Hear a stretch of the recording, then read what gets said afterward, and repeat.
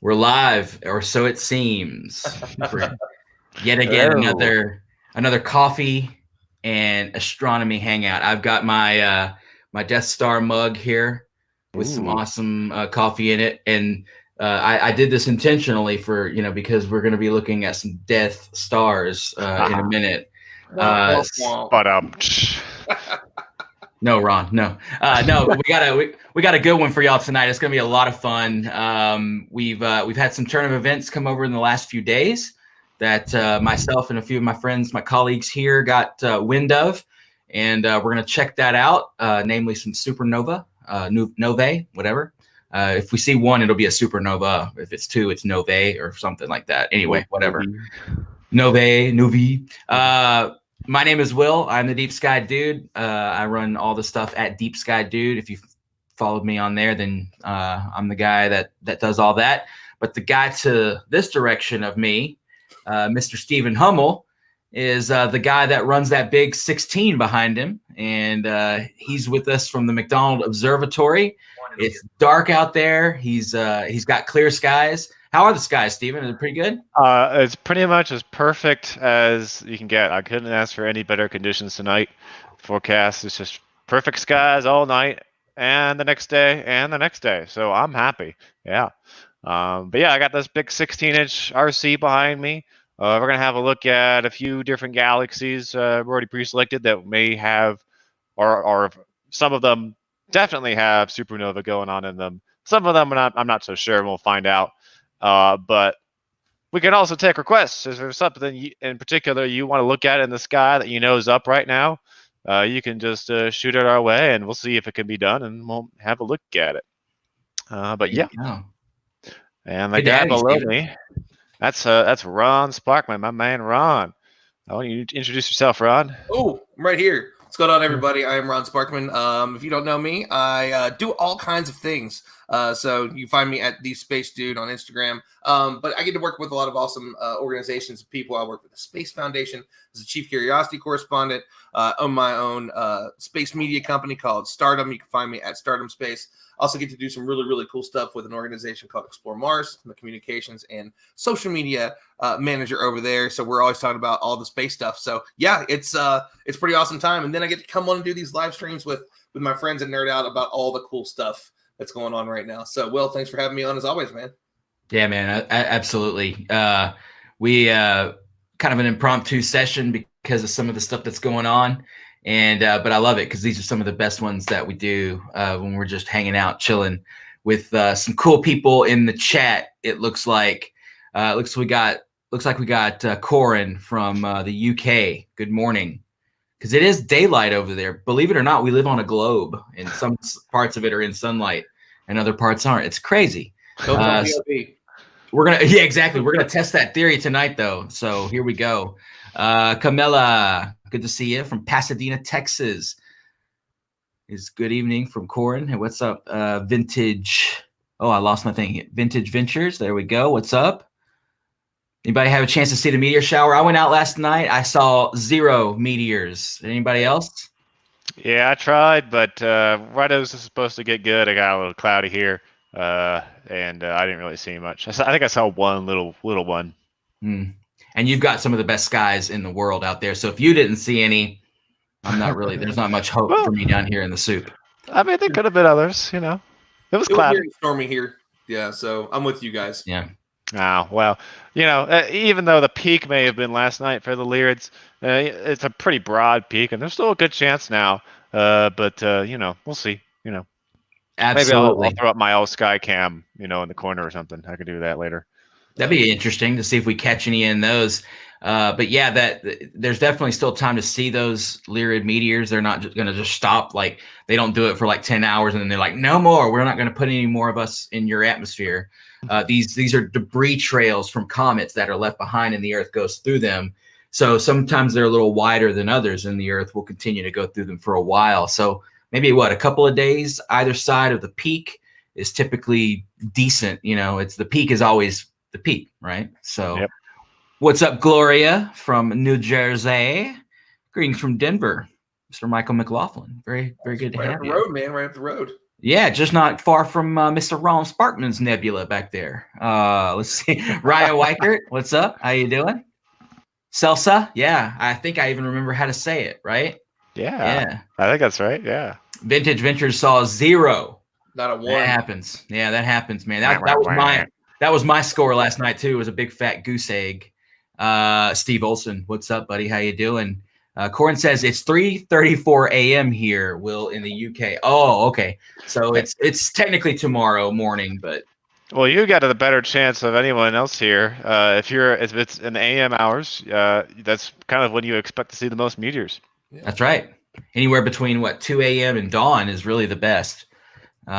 What's up, Bob? How you doing? Good to see you. And greetings. What's up, Jim? How you doing? From Welcome back, St. Jim. Louis, Missouri. Yeah, welcome back. Michael Mariano. Why am I having a hard? That's like the easiest last name in the world to say. What's up from Eatontown, New Jersey? I mean, Marino? Like Dan Marino? It's Marino. No, yeah, Marino. Yeah, Michael Mariano. Marino. You want to make it a lot more fancy than it actually is.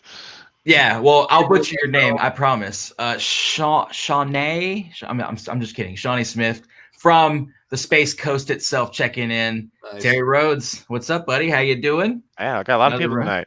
Yeah, a lot of familiar faces in here. Clear skies where this guy is, but where this guy and this guy are, I don't think so. It's definitely not clear here. It hasn't been out yet. Oh. Yeah, it stormed earlier, but it cleared up. Like it was nice during like the morning, and then so I haven't had the chance to go out yet and check it out. Oh yeah, we should definitely. It's cloudy and almost kind of misty out there. We're supposed to have some bad storms, but they never ended up showing up, so that was a good thing. Monica from Houston, how are you doing? So we're gonna hang out for a little bit. We're gonna drink some coffee, and we're gonna talk about some supernova that are happening in other galaxies right now. And actually, let's just flip over to that if we can here. Yeah. And boom, there it is. Yeah, so these are the Siamese twins galaxies. This is a live feed. It's live stacking right now. I've been stacking now for 10 minutes, 15 seconds. Yeah, you can definitely see those two galaxies. These are two merging galaxies. They are in the act of merging together from one great big galaxy.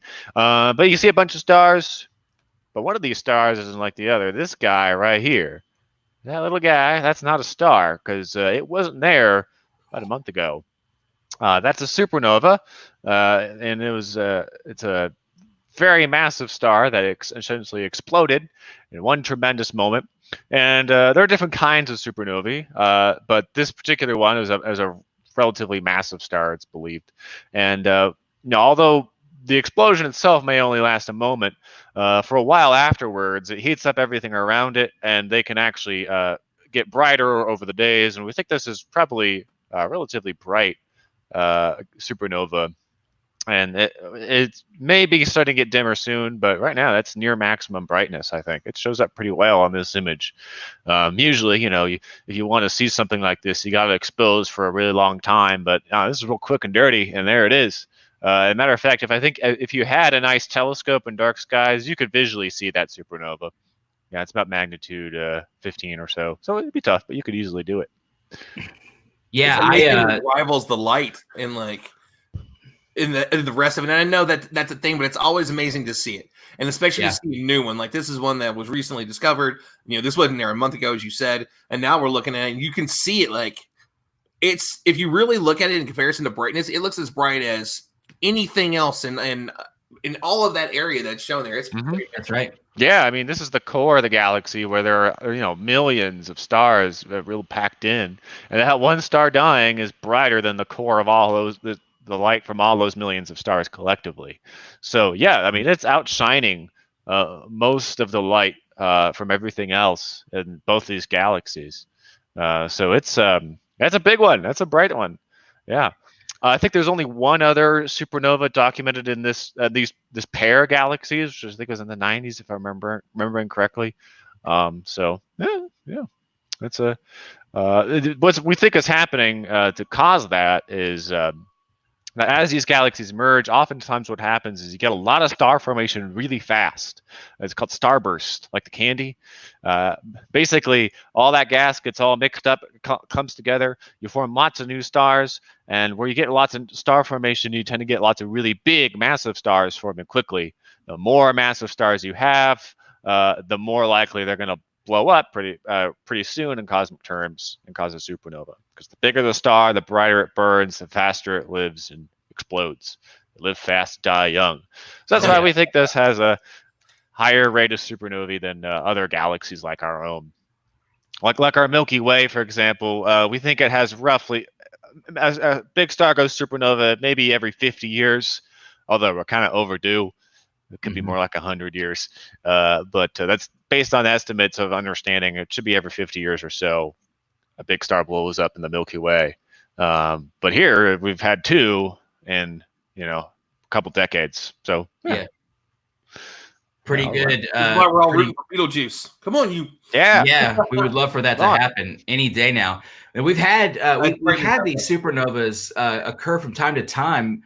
I mean, like you saying, Stephen, but I remember one in M82, I believe it was, and that was in maybe 2012 or 14 or somewhere back in there. I feel like, because we had actually an outreach event at a park in a dark skies area north of us here in Beaumont. It's called Martin Dyes State Park. It's a very strange name for a park, but it's named after a guy named Martin Dyes. And we had is he still alive? He is no longer with us, unfortunately. Martin Dyes, I believe he did pass away, unfortunately. So his name was prophetic, I guess, in that way. He was like a congressman or something for the area, and that they named a park after him. But we did an outreach event there during one of these supernova events in another galaxy, obviously. And I was actually able to show the public, this bright star. I showed them like a picture of the galaxy with, no star in that particular spot. And I said, now look in the eyepiece, and you'll clearly see it above the background brightness of the star. Visually, these things, if you look at them visually, they're even more striking, because like Ron was saying, it's outshining everything in its immediate area around there. But with your eye, it's even more pronounced, because that, you usually see that those spiral arms of this galaxy that look beautiful in this image. To your eye, they typically kind of smudge out, and you see sort of like just a gray area. And then, but there's this little star right in there. And typically it's just like, wow, but I remember seeing that one in M80, I think it was M82 several years ago. And that was just spectacular, man. So I can't wait. Actually, I have clear skies scheduled for tomorrow.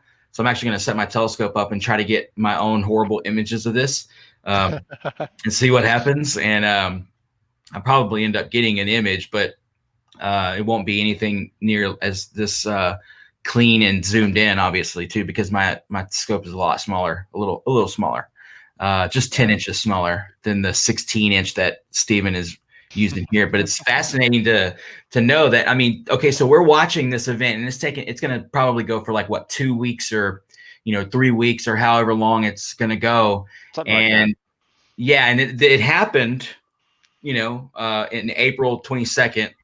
But 62 million years ago, or 67 million years ago, because I think that's how far this particular galaxy is. Yeah, 60-something million. Yeah, just to drive that point home. Yeah, these 2 galaxies are 60-something million light years away.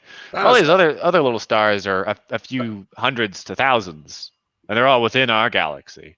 So something that's millions of light years away is as bright as something that's within our galaxy. It's pretty epic. Yeah, you're getting a lot of different reactions, like Stephen was saying, going on in there, and it's incredible that even the it's like a firecracker going off in the cosmic scheme of things, right? This thing explodes and is gone immediately. But to us humans, because we live at a slower perception rate, I guess, or we're just we're such temporary creatures, we see this thing brighten. It'll stay for a week or 2 or 3. And then it slowly fades away. But again, to the cosmos, it was a boop, just a little blip of nothing, which is pretty impressive that we sort of get this stretched out time to view it. And what's interesting is we can actually take spectra off of these events by masking everything out in the camera except for that little spot. You can actually get a spectra. And so, Stephen, you were saying, because I was wondering if it was a type 1A a type 1A, but you said you think you saw it was a type 2B? Yeah. So there has been some observations of this. Hubble's already taken a look at it, and it's going to be taking UV spectra of it for the next few weeks. And also a telescope called Swift, which doesn't get a lot of attention, but it's another space telescope, has taken a look at it. And I think a 2.4 meter telescope in China did as well. Anyway, all of those observations are in agreement. It's a 2B, which means it's a relatively massive star that died, whereas a type 1A is when you get a white dwarf that goes supernova. And people get really excited about type 1As because we think that if we can measure how bright that supernova is, and we can confirm that that's exactly the kind it is, then we can get an idea of the distance to that object. They're called standard candles. So they're really important for astronomy and understanding of cosmology in general, because so that you can actually get a pretty good idea of the distance to that object if it is that certain kind of supernova. This one isn't, but I'll try to find some others that are, because I have a list of other galaxies that are up right now with supernovae active. We're going to try to take a look at. Yeah. Very cool, man. But so I wonder, and I'm not, maybe you can correct me on this, but would a 2B be similar to a Betelgeuse explosion, since it's a solitary star that is massive and will eventually run out of fuel? You're saying the white dwarfs are usually a white dwarf with a companion. They're at their limit after they've siphoned off material. They reach their limit, and that's why they explode, right? So this one would probably be a little more reminiscent of a Betelgeuse type explosion. Most likely, yeah. So they usually, I don't know exactly what kind Betelgeuse would be. It'd be a type 2, but beyond that, I don't know off the top of my head.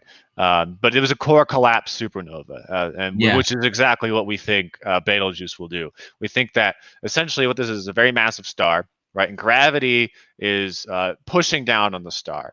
The harder it squeezes down on the star, the more pressure the core has, and thus the closer essentially the atoms get, and the temperatures rise as the pressure increases. So with massive stars, they do that until they run out of hydrogen. They've used all their hydrogen, and then they move on to fusing helium. It takes more heat and more pressure to fuse helium.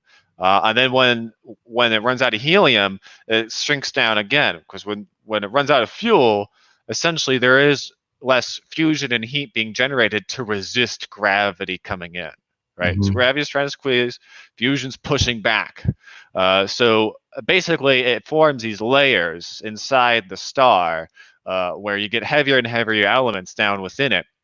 But eventually it reaches the point where the pressure isn't enough to continually fuse elements, and basically it can do this right up to iron.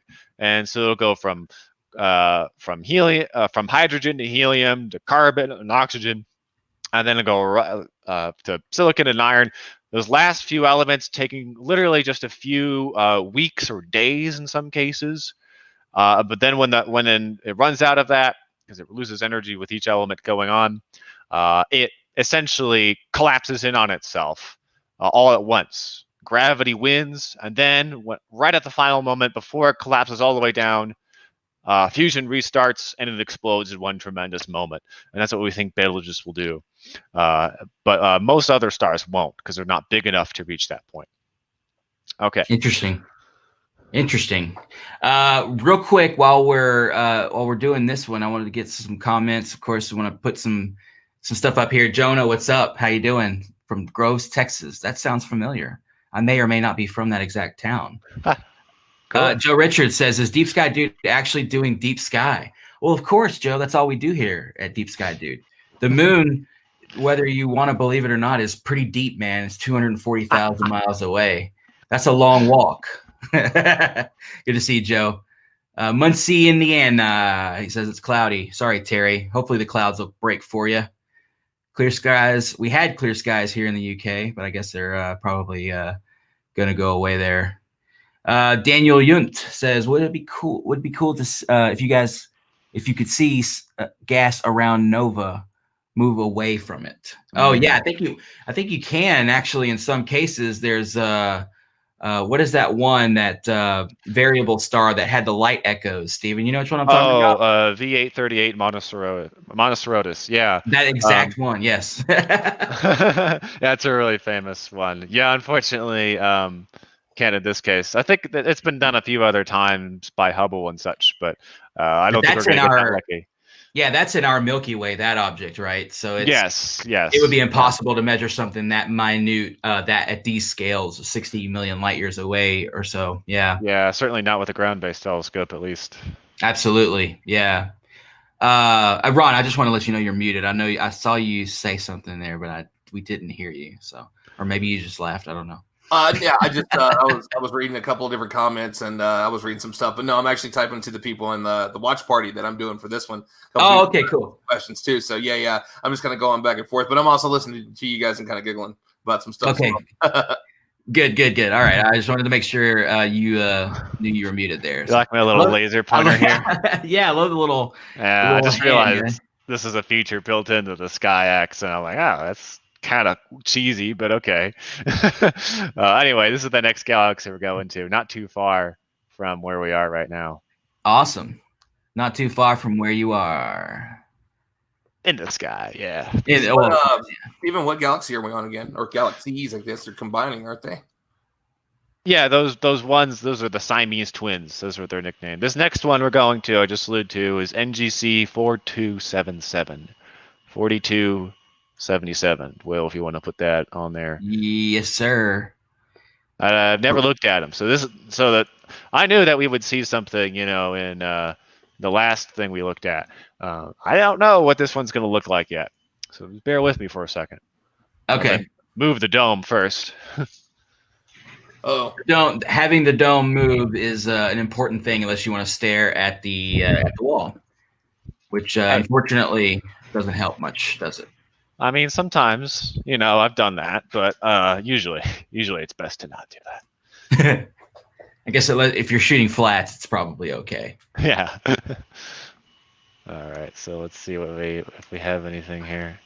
So we're going to NGC 4277, which is another galaxy that you've said that is on the list of the supernova registry. That is correct. But which one is it? Look at my field here. Look at my field. Okay. All right, let's start live second. Yeah, so that was where we reset that there. 5-second exposure. So yeah, we'll start accumulating here, and you'll see that the signal to noise is going to start improving as we go along. It's one of these galaxies. Let me start my guider here as well. All right, so some creative Googling here. What did I say? NGC. I'm going to pull 4277. Yeah, 4277. I'm going to pull the, what is it called? The dark sky survey image, or the deep sky survey image, which is the cool thing you can do in Sky Safari here. Yeah, okay. It is the larger one right here. It is? Okay. Yeah, it's that little spiral. It's this guy here. So let's zoom in, see if we can see a star-like dot.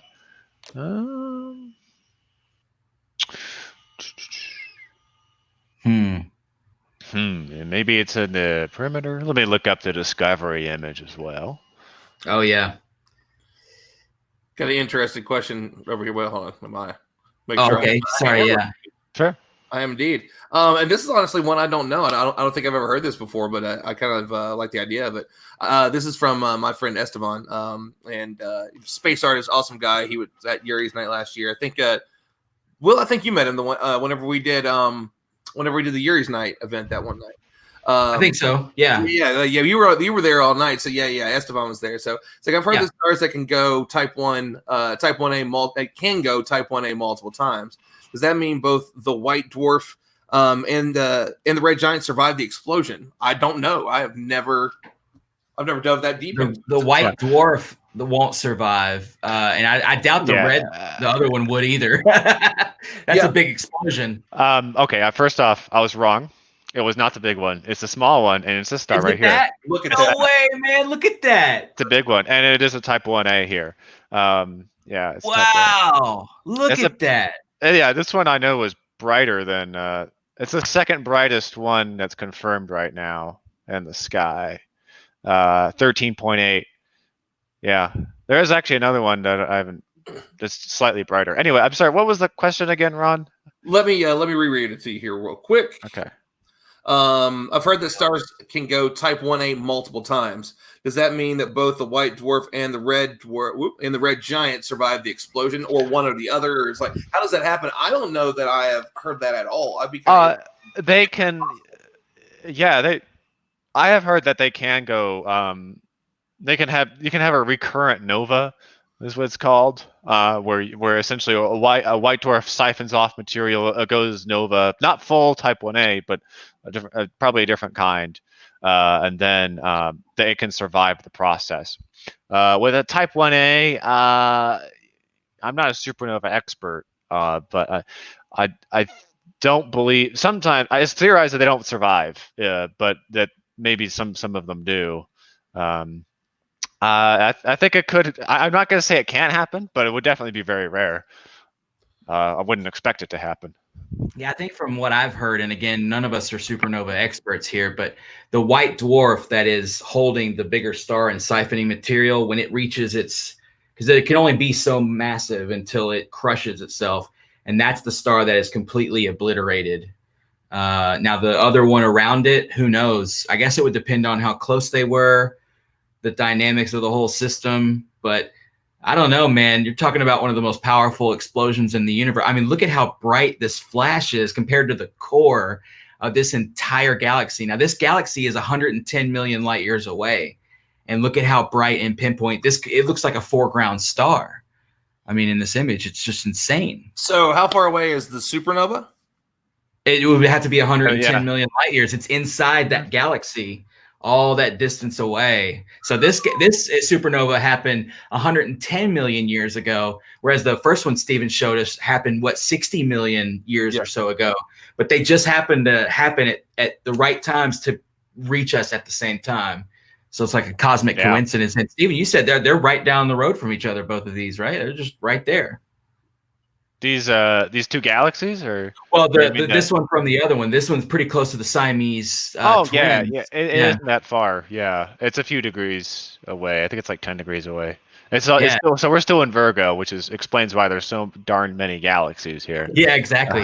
That's a lovely grouping of them too, man. How they're just like all kind of in a triangle there, and that's beautiful. Yeah, but if that distance is correct, and based on redshift, it would put it around 110 million.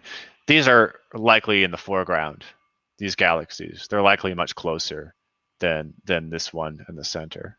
See, that was my question. So I was going with the galaxy that we see to the right of it, where it's that one star is because that's what I was wondering. Like, what do you know what that one is? The one to your right there, the big one, obviously, the big spiral guy.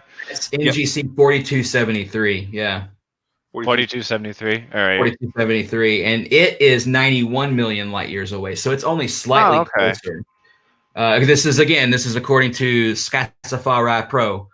So check the data. That's pretty big and bright for that distance. Actually, I'm kind of surprised it's that bright.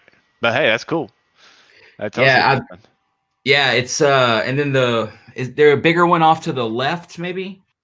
From these two, this guy, down there. I think that's this one. I think that's that one may be 4281, but I'm not exactly sure without seeing the whole field again. So it's kind of cool. I'm checking out the some images of NGC 4273, and the first one that pops up is in the sky .org. And the photo that they have there is like from Colorado Springs. It's just cool that it finds where it is, so you can look for it. Like, it'll tell you where you're at depending on the area that you are. That's pretty awesome. Like, how did it know where I was at? And it's got the little thing beside of it. It's got the little wrench beside it, so that way you can change it if you want to put where your location is. But it's just cool to see that. Be like, from Colorado Springs, it's visible in the evening sky at this time. That is a very valuable tool. I've never been on this site before. Oh, nice. Yeah. Okay. Yeah. So the one on the far left there, the big one, that's 4281 right there. That's NGC 4281. And it is, according to Sky Safari, 80 million light years away. 80 million. Yeah. Okay. 80. Okay. And then our big boy in the center is 42. 77 that one is 4277 exactly. Mm-hmm. The big one to the right is 4273. Okay. You know what this one is up here? Yeah, that is 4268. And it is 100 million light years away. Cool. So they are kind of relatively grouped together. Yeah, they're in a group. And then that one right there is 4266, NGC 4266. And it is 77 million light years away. Oh, so that one's significantly closer, actually. Yeah, that's actually the closest one in the whole group. So, it tells you something like how big some of these galaxies are and how small some of them are. Just because they look the same on the screen, doesn't mean they all are the same distance. I know it looks like that because we're kind of two-dimensional creatures when it comes to the sky. But it turns out these things are on like massively different scales. But I don't know, Stephen, they're probably pretty close to be almost gravitationally bound, at least the ones in the middle and maybe the one up and to the right and down to the left. Maybe not our little guy down, but amazing. Yeah, there's even another one in there. My screen in the dome is really dark. So what you guys are seeing is better than what I'm seeing on my screen. But I like this guy down here too. That looks probably. Oh, let's see who that is. Yeah, that's probably not an NGC. Can you zoom out 1 second for me and let me get a whole. Okay, and you know what? That one is an icy. Oh, okay. I'm surprised actually that IC caught it. Okay. It's either IC 3153 or it's PGC 39652. But the thing is I don't see a galaxy. Right. I don't see a galaxy in between that one and 4273, the big one in the middle. So that has to be IC 3153. If I had to put $50 down in chips on that, I'd go ahead and say IC 3153. Yeah, now astronomy, it's usually a safe bet, right? Yeah. Usually. Now that we've been stacking for a while, I'm noticing even more tiny galaxies. Oh, look at that. Oh. I don't even have any dark frames on here, so that's why you kind of get some glow in there. But there's one right here. There's one right there. I don't know how well that comes across on the stream. We can see it. Yeah. Oh yeah. Okay. What's in the upper left-hand corner there, Stephen? Upper left. Yeah, well, not too far. Like obviously the two very bright spots that are right beside of each other. Those two stars. Yeah, the double star right there. Yeah. Yeah. So there's a little cluster of really super faint ones here, and some other ones back there. Yeah, those aren't even listed on mine. Yeah, that one off to the left though is the one to the left of the double stars. Probably the one farthest to the left. Okay, let me zoom in here. I don't know what it would be. Now, I like how we've started this mission of categorizing every single galaxy we find. I love it. That universe here. On the little bitty sliver of nothing between those little two stars right there. Oh, no. Are these? To the left a little more. That one, I think right there. I think that is PGC 1282-792. So we have a redshift or anything like that for it? Usually for the PGC, no. Oh, 1,000 million light years. So 1 billion light years. 1 billion. No, NBD 1 billion light years away. 1 billion. I actually, I see someone on holy shit. 310 megaparsecs. I see a question here from Daniel Yunt. Can you detect gravitational lensing effect from a single galaxy with another galaxy's view distorted to show the effect? Yes, and it's on the list, the double quasar. So let's go there next. Let's blow our distance scale out of here. These are a lot water, further. Man. I'm gonna save that picture though. Can we just talk about the epicness of what we're doing tonight? We're searching for ancient dead starlight that we'd never be able to see without it exploding to show us. That's something very special that you can really only do the way Stephen's doing it. So Stephen, man, great work, brilliant stuff here. This is amazing. This broadcast should be viewed 1 billion times because of the work you're putting in here, man. 'Cause this is amazing. As far as astronomy goes, this is amazing stuff, dude. This needs like Gangnam style views. That's what it needs. Like one. If only. Yes. Maybe we should make up a dance. We should make up the billion light year dance. Put it on TikTok. You got time to do a TikTok? What about TikTok? I don't have time to do a TikTok. Okay. Vintage Ventures, the magnitude on that last galaxy we looked at was looks like 18th mag. Wow. That's what I'm seeing here. So even though it's 1 billion light years away, it's 18th mag, which is insanity. It's insanity. I mean, even Bob Snyder, the resident dude, he says, cool pick for sure. Yeah, I was surprised how deep we were able to go there just by 10 minutes. Absolutely. Now we got to call the deepest sky dude. The deepest sky. The even deeper sky dude. Did that account will show up. That account will show up soon, I'm sure. It should be the name of the new album. Deeper Sky. Deep Sky Deeper.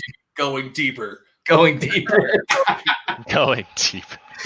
I don't know, man. That one's a little. I get that little innuendo there, but that's not the way I meant it. I meant like you look back 1 billion years. It's late at night, right? The children should be in bed. Yeah. Hopefully. I don't know where people are watching from. Yeah. I mean, when I click the thing on YouTube, is your video made for kids? It's always like, no. Oh. It's definitely educational, but it's not. I'm not like, hey, kids, come look at the sky. No, it's it's just like, hey, because you never know. Well, I mean, it does happen at night. This is the time that you would be able to have kids up later. There's a lot going on. Stuff they can't sleep like we can't sleep, man. We've all got a lot going on. But I mean, if you see one of us see something that's 500 million, 1 billion light years away, you might get a curse word or two might drop by accident out of just the sheer joy. Yeah. Do you know how hard it's been for me not to use just straight profanity when I'm filming a rocket launch or a clip or something? I mean, it's hard for me. If you know me, then you know it's really hard for me. But hey, we're cable television here. We're definitely a late night show, so anyone is free to because we can bleep it out later, probably in post. Probably not though. I mean, probably not. When these are 2.5 hours. When did the one cuss word happen in 3 hours and 43 minutes? I don't know. Well, that was at 1 hour, 12 minutes and 32 seconds. As I push my glasses up on my face, which I will be able to do here in a few weeks. I'm hoping. One of the things I hope we're getting ready to we're going to start opening up this Sunday. I don't know how long it's going to take, but I need new glasses, so I'm hoping that's going to be pretty soon. All right, so this next object is known as the twin quasar, and I believe that there's two little stars. I'm going to try to match up my fields here, with a very faint galaxy in between them, which will hopefully bring out with a lot of exposures being stacked together.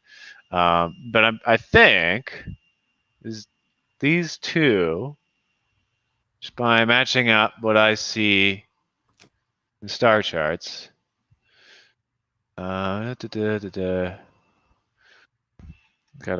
Okay. Yeah, I think so. I may need some plate solving here to be completely confident, but my pointing has been pretty good lately on this telescope. Yeah. And that's about right. These two stars, those are not stars; those are quasars. And there's a very faint galaxy in between that we're not going to see just yet because we've only been exposing here for like a minute and a half. But they are. Let me see here. 8.7 billion light years away. What? 8.7 billion. What? Yeah. So Dave Chappelle earlier. If I'm right, it was supposed to be separated by 6 arc seconds, and that looks pretty close. Yeah, to that's pretty close. Yeah, and one is supposed to be ever so slightly brighter than the other. And that's right. Yeah. Honestly, Stephen, this looks just like a picture of the double quasar that I've seen. because a lot of amateur visual astronomers will hunt this thing down and find it. Because these are galaxies that are 8 billion light years away, but they're stellar because there's such a bright core in this galaxy. They're even radio sources, right? They're quasi-stellar objects. That's what quasar means? Yeah, quasi-stellar radio object is where the name quasar originally came from, and it kind of just got shortened. Yeah, because we know that they're broadcasting in radio, so they're like, normally we would probably think maybe this is just two stars in the sky, whatever. But if you look at them in radio, it's ridiculous, right? The signal that you get is insane. Yeah, it's crazy. Yeah, that's just insane. Man, it's hard to even wrap your head around 8.7 billion light years. Yeah, so it's got a redshift, and if you don't understand what redshift is, don't worry about it. But its redshift is 1.4, which is absolutely incredible. That's very, very, very far away. The expansion of the universe is carrying this away from us at a terrific speed. So we say, like, good God, can you imagine how fast it's flying away from us? I thought my last girlfriend left me quickly, but it's on a whole different level, guys. Like, woo, yeah, that's crazy. That's absolutely insane. Yeah, I should have taken dark frames, but oh well, whatever. You can kind of see there's a little noise modeling there. Yeah, but it's still pretty clear, actually, for the amount of separation these two objects have. It's insane detail, man. Yeah. Where in the sky is this located? Laura wants to know. Question. Right there. So we're near Ursa Major. Ignore my path here. That's something for my own reference. But yeah, we're deviating from the path. Yeah, straight up, right above Polaris right now. Kind of not too far from M81 down there. So Ursa Major. Ursa Major. So, two quasars. There's a radio announcer that is. I'm sorry, actually, he's a game announcer. Like, so he's the color commentary guy, right? And he's been doing regular stuff around his house, but doing it as announcing it. So his kids playing and stuff.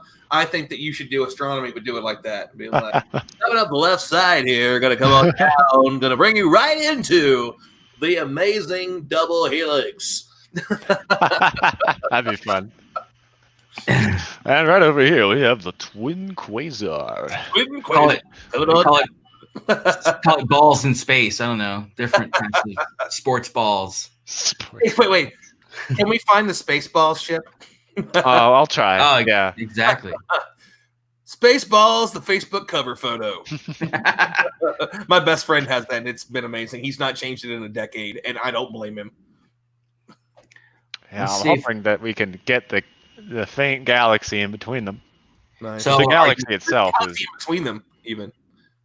Yeah, the one that's actually causing the lens. So I should clarify: these two things are the same object we're seeing twice. Oh. Okay. It's one quasar gravitationally lensed. Yeah. And split into two. And we know that because when we take a spectrum of them, the spectrum is basically identical. And you don't get that normally. Like, you don't get the same spectrum twice like that unless there's some kind of lensing effect going on. So this is like Einstein's cross, but we're only getting two versus with Einstein's cross, we get 4 images. That's exactly right. Yeah. It's the same kind of a thing going on. So there's a foreground galaxy that's actually fainter than these two. Yeah. And so that would explain sort of why the bottom one is brighter, because the galaxy that's in front is biased maybe a little bit above center of the light that's coming from that quasar. So it's getting bent around, but it's getting more so bent underneath. Or maybe that means it's closer to the bottom, but it's biased to one side, it would seem. Yes. That's why they appear as a different brightness. Yes, I think that's correct. Yeah. So hopefully I'm looking at the right one, that I'm not like making it up and it's the wrong 2 little stars. Fact check us, y'all. Yeah. Put us on astrometry.net. No. Yeah, we are starting to get some of those fainter background galaxies again. Yeah, look at that edge on up and to the right there. It's just gorgeous, like man. Mm-hmm. Guys, I've got an idea. I've got the best idea ever. Uh-oh. Bill, especially you and I think. I mean, Stephen, you would love to do this. We need a space version of Snopes. And maybe we could call it like Stoke. Yeah. where we talk about all the nonsense that you hear about that might be in the night sky. Like, you're going to see the smiley face. No. I'm actually debunking that. I'm debunking that right now in a video that I'm making. It'll actually, I got to upload it tonight, probably after all this. So yeah, that could be the first in the series. Oh, it's great. What were they saying about the Atlas comet? Was that it was half the size of the sun or something? 5 times, 8 times the size of Jupiter, some craziness like that. And then when Mars is going to be as big as a dinner plate or whatever they say, or Mars is as big as the moon. Every opposition of Mars. Oh, Mars is going to be bigger than the full moon. Oh my God. That's the end of all of us. If that is going to happen, you need to, what if like? Did you not tell that girl you loved her in middle school and it's still bugging you? Now's the last thing you did. I don't think you should put that nonsense on her. But I mean, you know, if you're gonna, there's a movie about that. So. Yeah, no, absolutely. And happy Earth Day, Cindy. Thank you for joining us. And happy Earth Day to all you astronomers out there. Like Stephen and I were talking about earlier, the coolest planet in the solar system, I think. I think it's just the coolest planet, period. Right? Yeah. I mean we're here. Cool place. Hopefully, I don't ruin it. Yeah, happy Earth Day. Well, you've been somewhere better? I haven't been somewhere better, but I'm sure as hell trying to get to, well, not somewhere better, but somewhere to see the rest of it. Here's what I want. You don't want to be on this planet anymore? From here, I want to get to space to enjoy it from there, to see it. Like I want that, depending on who you want to talk to about it. I know that there's different scales of it, but the overview effect. Like I want to go up and see it the way people see it, because I love to travel and I know what that instills in me. I can only imagine what racing around the planet, seeing a sunset every 84 minutes, would be like. I am totally down for that. Thank you, Bob Snyder, for fact checking us. Yeah. Only 95% sure. Of course, this is going to be the wrong time. The one time the scope doesn't go directly to where it's supposed to, or something. But yeah. Well, and if we have to amend it, at least it's probably in this field somewhere, right? But I think you're right on it. I think that's it. Yeah, I'm pretty sure. Yeah. Bob says, just as long as I see the smiley face, he'll be okay. Actually, he sent me the article. He said, look what a friend or a relative sent me. And I was like, oh, and that's what started the whole thing. I was like, I got to make a video about this. And it just needs to be quick. Like, here's why this isn't happening. And here's, Venus is way over here and Jupiter, they're not even. So, yeah, this is silly. Yeah, I'm not catching the, well, maybe the bottom one is slightly fatter. Maybe there's, anyway, the bottom one, I think, is supposed to be the one that is more heavily lensed by that galaxy. Anyway, let's move on to something else. I think we've stared at those 2 dots hard enough now. Absolutely. What's up, Stephen? Thanks for Stephen Winter, I should say. So Stephen doesn't think that I'm talking to him in a weird way, but happy to have Stephen Winter. I'm used to having too many Stevens around. To make a quick point, too, like one of the reasons that the smiley face thing got so big is that one of BBC's verified channels posted it in a tweet, talked about it, said it as if it were true, and then the person that shared it, that wrote it, when somebody told him it was wrong, understood that it was wrong, said, all right, that's cool, and then left the tweet up so it got countless tweets. So when people, that's one of the reasons that being verified can kind of matter. Now, it doesn't matter for somebody like, say, Alex Jones, may his career rest in peace. But if we're looking at something like, BBC, generally they're pretty solid on stuff like that. Their politics can see one way or the other, but when it comes to what's actually happening in the sky, they're normally pretty good about it, right? I don't mind posting their stuff on Stardom if they're talking about space. But yeah, when you've got something where they're saying, oh, it's going to be this thing, everybody's going to take it and run with it. That is part of your job as a journalist to make sure that what you're saying is the right thing, especially when it goes out to a bunch of different people. I saw some really reputable people share that because, you know what? I believe the source when I saw it. I can't say that. Like I see you post something, like one of you two post something about something's going on in the night sky. I'm probably going to run with it because I trust you because I think that you've already vetted it. So when you go a couple steps back and you find the person that screwed up originally, that does happen. So yeah, you got to own up if you make a mistake. It's not acceptable. Yeah. And that article has gone far and wide, unfortunately, and that's why. I've done a voiceover already because I recorded video of the article and then what the sky's going to look like and stuff. And I was recording the voiceover, and toward the end of it, I was way too snarky and sort of like rude about the whole thing. I was like, check your sources, people. You know, and I'm just like, no, delete. So I need to go back and redo sort of the end of it because, but again, Stellarium is free. Like I said, in my video, Stellarium is free. You can go download Stellarium on Mac or PC right now. And if you're a journalist out there sharing the smiley face moon thing, go plug in May 16th, 2020 and watch what happens. You're going to be massively disappointed. And you're going to, these people were, like you said, they were just copying and pasting this one article that this guy wrote. And it's kind of sad that it got so much things. It's like if I want to say a story and say somebody came out with it, I've got people that I'm pretty good about saying I want to stick with these sources. I trust them. That one happens. You put it in there like, oh hey, like sorry guys, this is somebody I normally trust, and they have to retract it. You got to go back and retract it too. But yeah, exactly.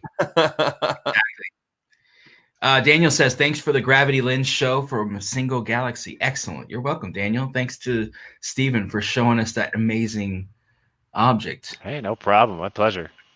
I got one on Facebook here too. My buddy Sean Case. He says that phys.org shared it, which is rare, man. They're pretty good about some stuff. I didn't know that Physics Astronomy did it, but that was kind of like a whole running joke of like, well, yeah, but they're clickbait to make money. They're, they are. Yeah. Yeah, they're garbage. I would never trust anything from physics-astronomy.com, which is unfortunate that they have that domain. Yeah. That's the reason why they did so well. Well, it was one of those things that I think came off of I Effing Love Science.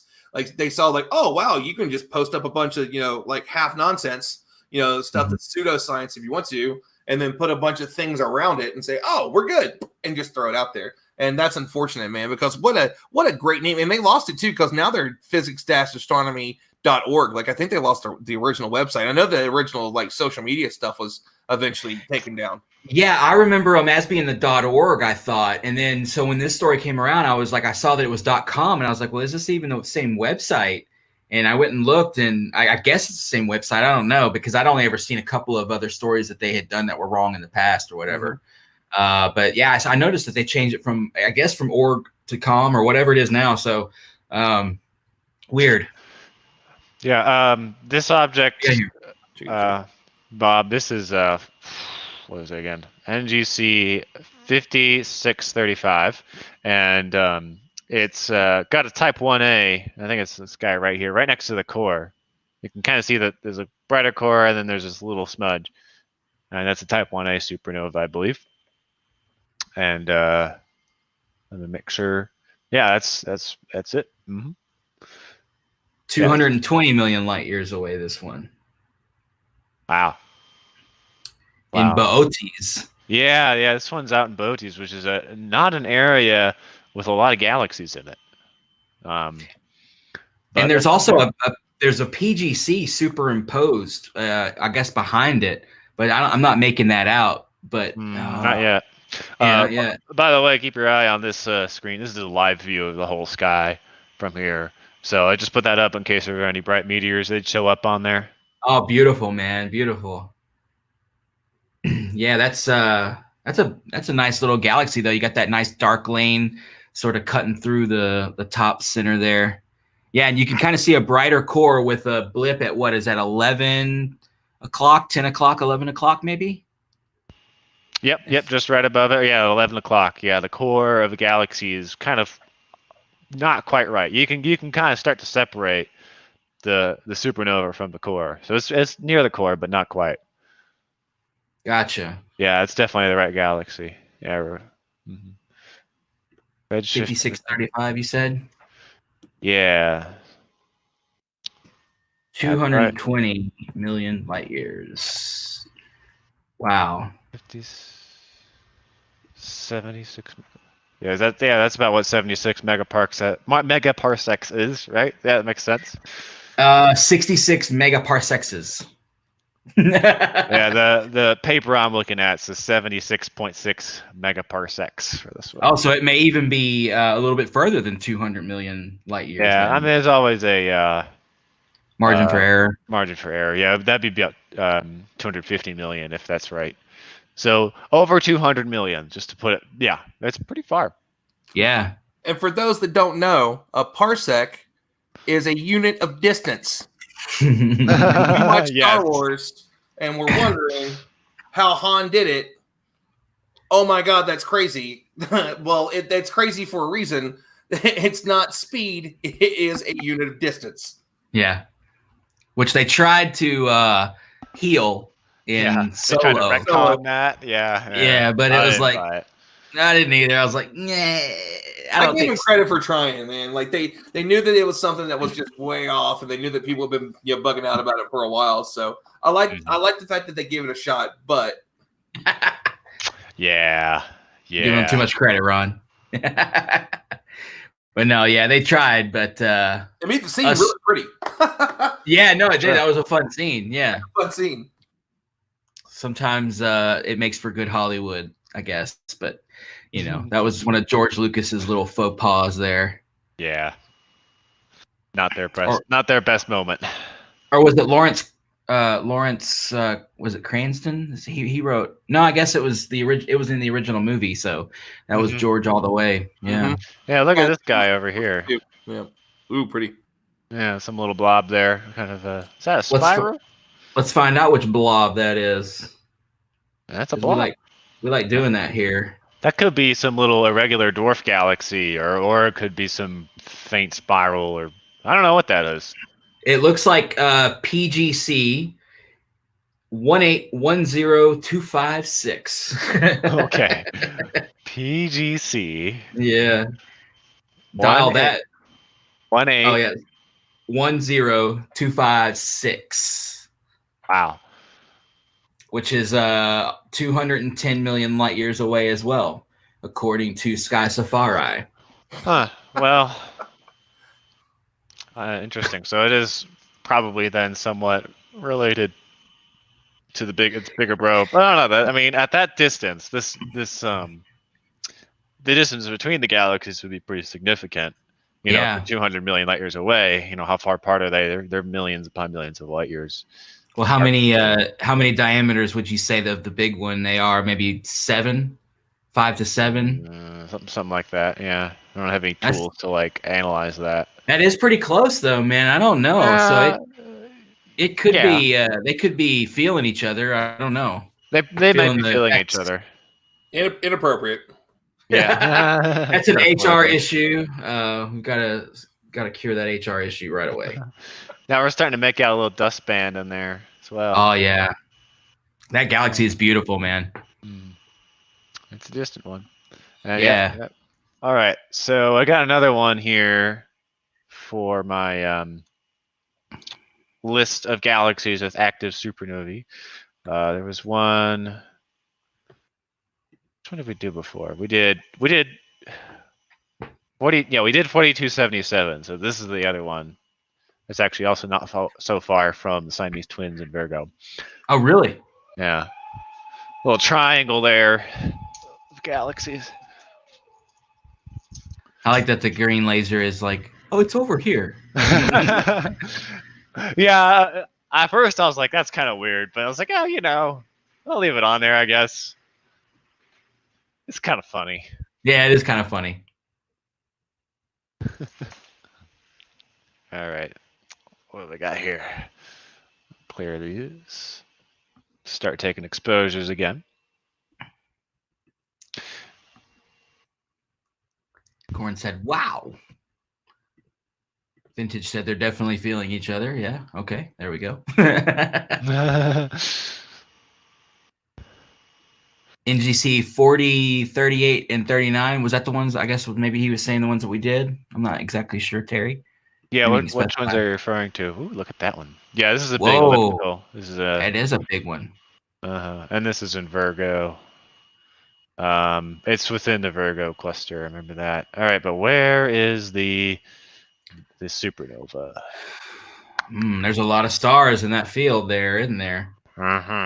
And which one is this? The number? Again, it's 4636. So I'll have to pull up a star chart there to confirm.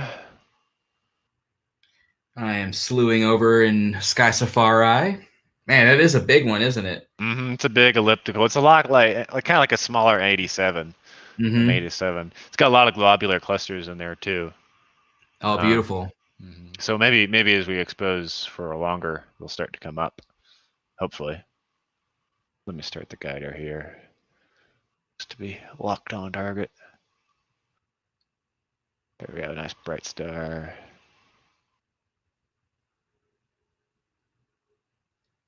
This one might be a little tougher. Yeah, to identify. Yeah. Although. It's pretty bright. Like, yeah, that one star that's up and to the right at like 1 o'clock. Not that one. Not that one, but the one to the left. That one. That one. That doesn't immediately jump out to me on this star chart, but this is reversed, so I'm having to flip it in my brain, which is really jacking with me here. Yeah, I think this is it. Yeah, I'm looking at something from Mayhill Observatory. Hey, I know them. In New Mexico, huh? Uh-huh. Yeah, I think that's it. I think that's it too, man. This guy. That's Supernova. And it's do we know the type? It's a 2020 UE. And type 1A. Yeah, it's another type 1A. Is it really? Mm-hmm. Yeah, Bob brings up a good point. It's hard to tell sometimes, especially when you're looking for supernova like this, because you're getting nitty gritty here. You know, this isn't like, oh, look at that pretty spiral galaxy. Oh, how cool. It's like a little spot of light, just like those quasars. You know, like you have to really know exactly where you're looking to see this stuff. And what you do is you just, like what I did and what Stephen and I are doing, is pulling up images and just looking at them and comparing them, A and B. And eventually something, you know, you're playing pattern recognition until you're like, wait, that guy's not supposed to be there. Now, we should clarify the way that these things are often discovered is basically an automated version of that. Like like the Zwicky transient facility out at Palomar, they basically scan the skies, taking a bunch of pictures, and then if the computer says, oh, one of these dots is new, it flags it and says, hey, we think we found something, and then other observatories follow up. So basically, it's still how these things are discovered today, is just an automated, computerized version of what we're doing. Like, okay, I know these stars are here. What's that one? You know? Yeah. That's beautiful image. It's just so much to look at that even with all the observatories, you know, all the people in the world that are looking out, man, the things that are constantly discovered. That's the most interesting thing about somebody that has a short attention span like I do, is that wait a couple hours, there's going to be another new space story that's going to be like, that's awesome. You know, we just found the brightest supernova ever. Okay, that's cool. Oh, wait, we're launching another rocket day. Oh, that's cool. And wait, in 2 weeks, we're going to launch humans from American soil again to space. Oh, that's awesome. Oh, JWST is now, you know, next year. That kind of sucks. But it's going to be what once it gets there. Oh, that's awesome. Yeah, it's constantly something. There's always something new and already something cool. Always something cool coming. And I mean, you know, you work at McDonald Observatory, you can just be like, well, I have a giant telescope. I will point it there and check to make sure. Yeah. Confirmed. Yeah. And, you know, right now, I think it's stuff like this is more important than ever. A lot of observatories are closed. You know, McDonald, we're lucky. We're really lucky that we're still able to do research right now. But not even with all of our telescopes. We have some limitations. There are very, very few other observatories in the world doing this kind of thing. And so this also means it's a great time for citizen science. If you have your own telescope and if you're even just interested in it generally, you can make scientific discoveries. I have friends who have found and discovered new galaxies, or do have contributed important work to understanding like variable stars and such. So yeah, if you're thinking about getting involved in science, now is the time to do it. And your odds are in your favor, because the big professional observatories are at a huge disadvantage. So you could, but honestly, become famous. Comet Borisov, discovered by an amateur. That's right. Pluto, discovered by an amateur who's just having fun at a professional observatory. It doesn't sound familiar to me at all.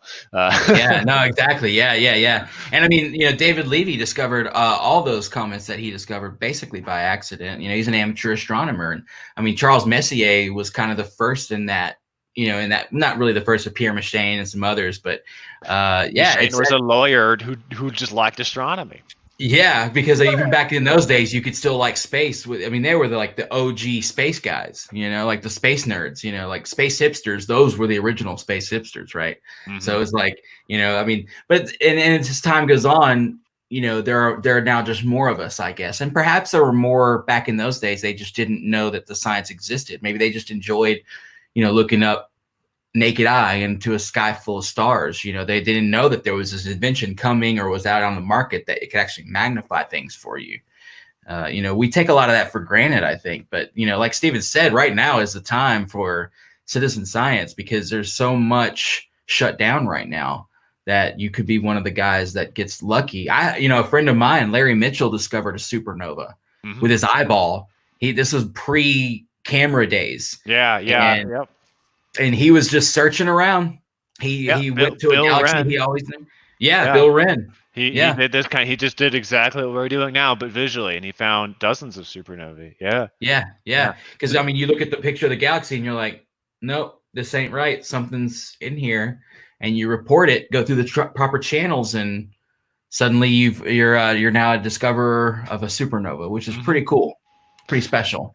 Yeah, if you're listening to this and you think, wow, I want to get involved, you can go to AAVSO, or just Google AAVSO, American Association of Variable Star Observers.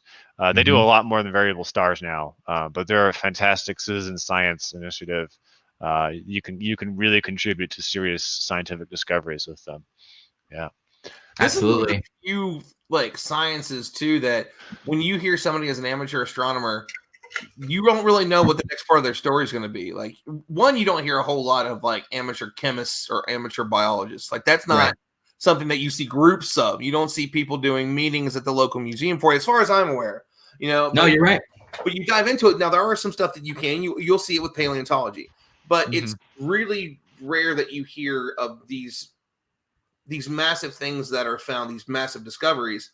Nothing touches it. Like, in comparison, the number is astronomical. Like, the number of people that were amateur astronomers, because for so long it wasn't science, right? It's like it had to develop. You had to get to that point of astrophysics. You had to get to the point of astronomy to be able to really set down the rules of this thing. And it's just massive what's out there. And the longer we look, the more that we see out there. And once you have the ability to say, okay, we're not just one galaxy now. Now we know we're hundreds of billions of galaxies. Absolutely. And recently, that is not something that has been around for thousands and thousands of years, especially when astronomy's only been around for 600, 400. So just to look at these ideas of what's out there and what we're constantly learning, like what's the next big thing that shows the scope of the universe blow up again, and then now there's countless more ways that we can have discovery. It is always an amazing thing, and you just never know. Like, we give it a few months, and we're going to see Stephen's going to be on the news for something. Yeah, exactly. Oh, who was the teenager that found an exoplanet not too long ago? He was like 17 years old. It's like his first 2 weeks at NASA. Exactly. Yeah, he was an intern. It was like he just showed up and was like, "Hey, here's one."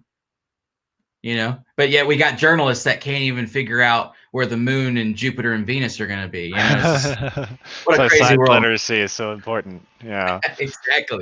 Exactly.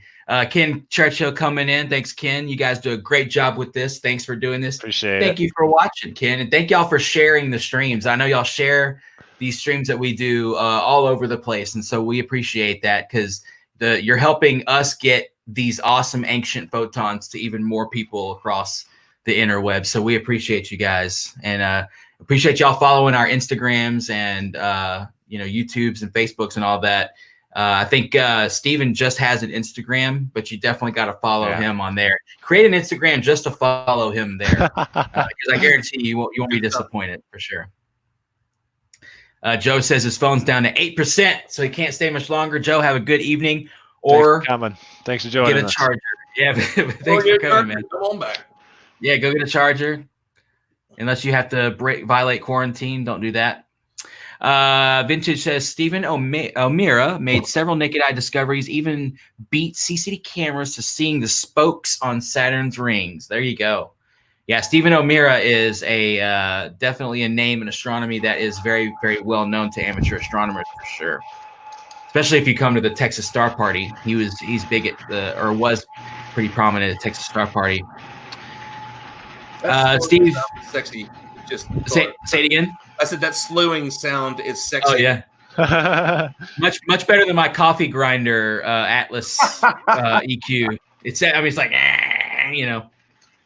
that's more like It's a nice mount. Yeah, comes with a nice price tag too. Steve Hicks says, how do you tell the difference between a planet and a star? Well, the main reason is stars will twinkle and planets typically won't twinkle. They'll just be a steady light because they're close enough to us. But typically, I mean, you'll watch that brightest star that you see every night as it changes position against the background stars. That's your planets. And actually, planet means wandering star. Yep. So the ancient astronomers knew that there were these bright stars that went across the sky while the rest of the sky stayed in the same place.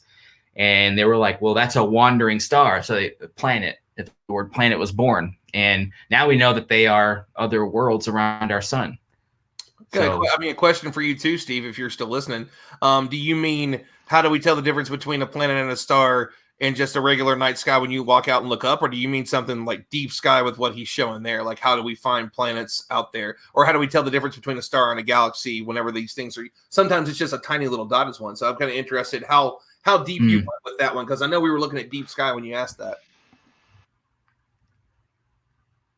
Yeah. Yeah. Oh, yeah, exactly. And Cindy says, I remember when they used an iPhone and a telescope outside in East Texas. Hey, I still do that. It's just cloudy, and there's no moon right now. So unfortunately, I can't do that tonight. But luckily, on nights like this, when there's no moon and stuff like that, and Stephen has clear skies, he's more than happy to show us around, which is great. And we can sit here and drink the photons from an ancient time. In a way nobody else really can. I mean, because we can go deeper with this massive telescope he's got, with his amazing cameras, and he's got altitude. He's almost 7,000 feet above sea level. So that's better than 13 feet like I got right out here in my backyard. I was slewing around there trying to get a guide star on my sensor, and I created that beautiful mess there. Oh yeah, abstract art. You can tell, I think, what we're looking at. Oh, come on. Bring it. Steve said, yeah, it's just looking in my backyard. Yeah, so yeah.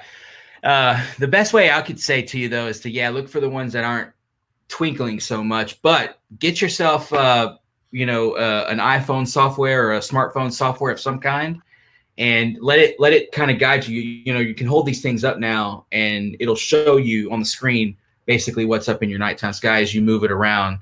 So try to get one of those, and there's a bunch of them that are free. The Sky Safari AR app is free. The augmented reality Sky Safari AR.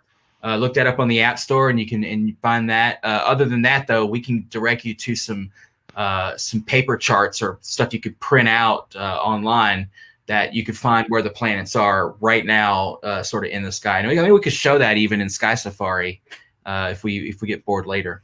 I highly recommend Sky Portal too. I love that one. There's just so many options to it, and it's Celestron's app, which is so like they kind of. I'm not saying that the rest of these people don't know the sky, but Celestron kind of their job to make sure they're telling you the right stuff, because if you end up, and I'm not saying to go out and immediately buy something that can be controlled by your phone, but if you get to that point, that app can also control the guidance on your phone. If you have or the guidance on your telescope with Celestron, to be able allow you to like move through different things, and you can select a target and it'll move to it and let you see some stuff, can save you some time once you get to that point.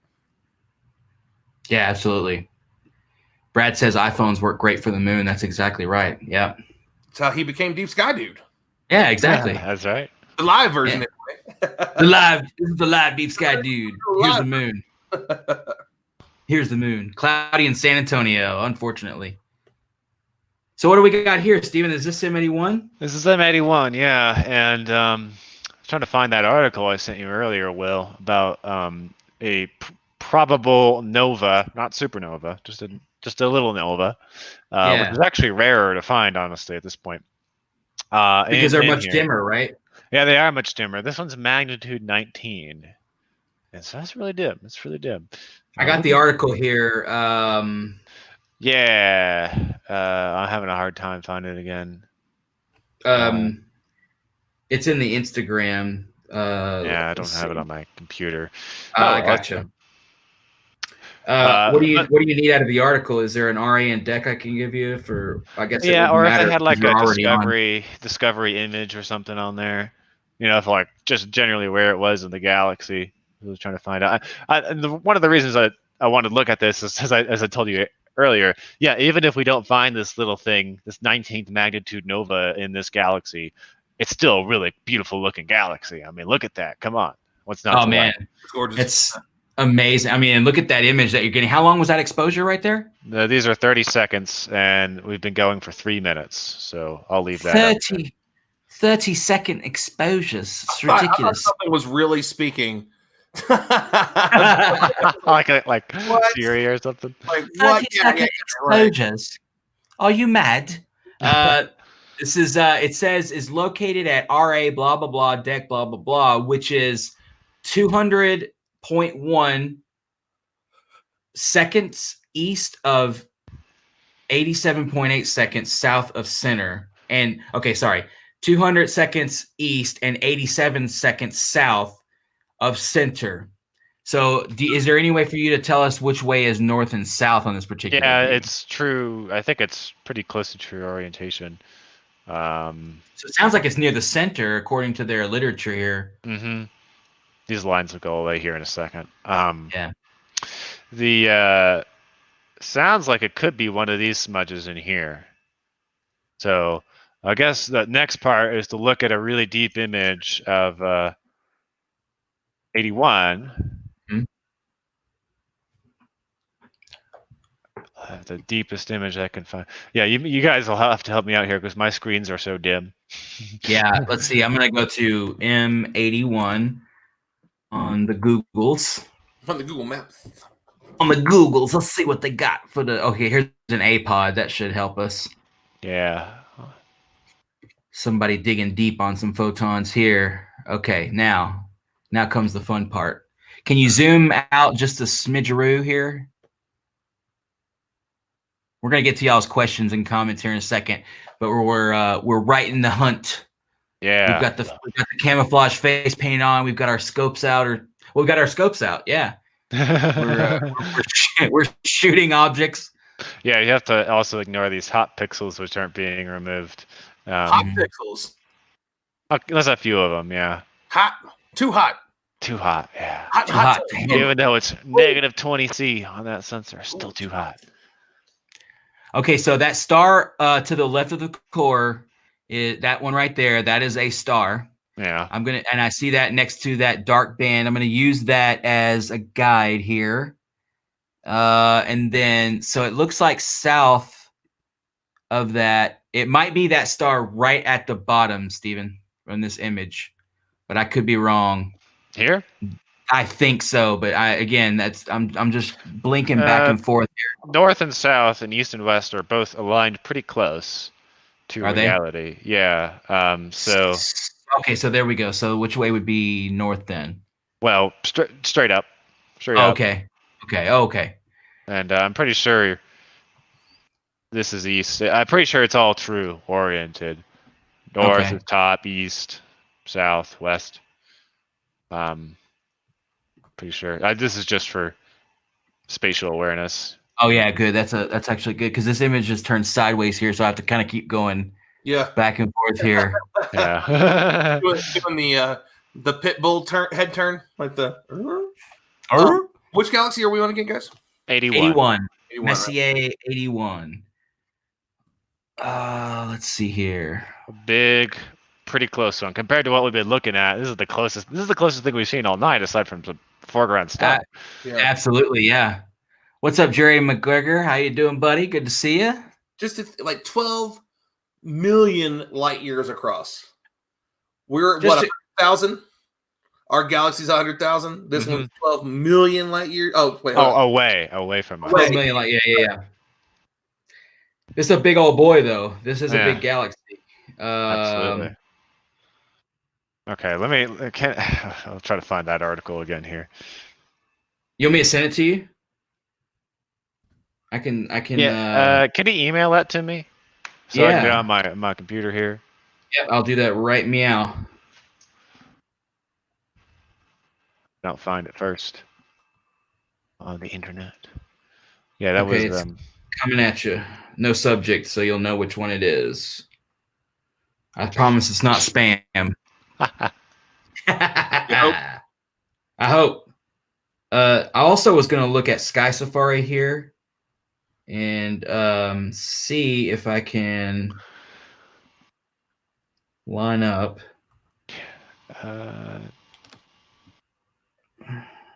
200 arc seconds east. That's, I mean, few arc minutes to the east and south, but more east than south.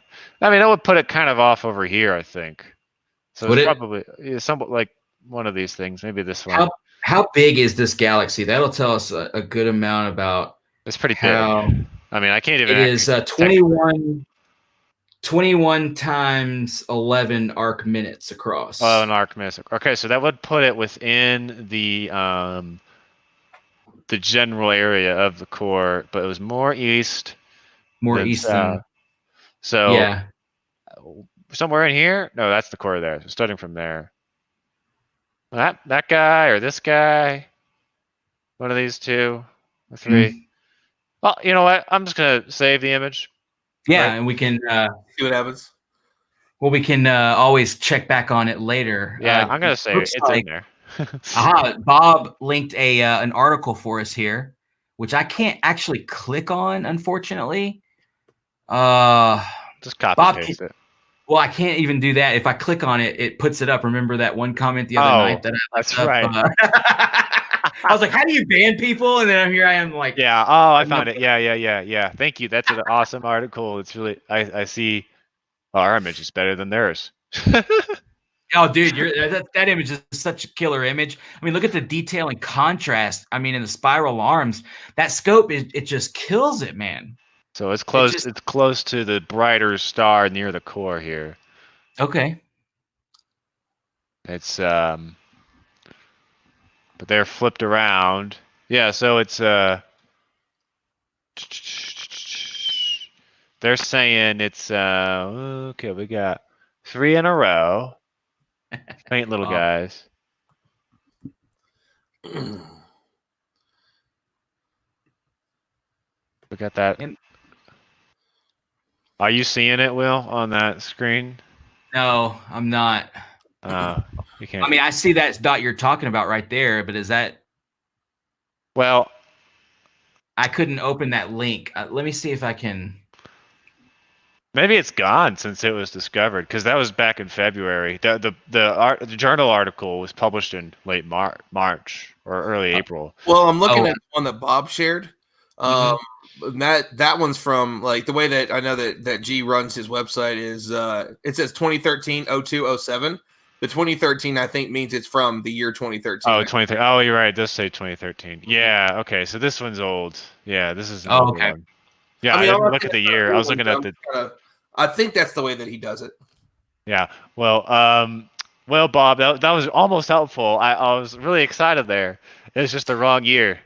That may have been the one that I was looking at. I can tell you that the thing that was in 2013 isn't there anymore, because it should be right here, but it's not.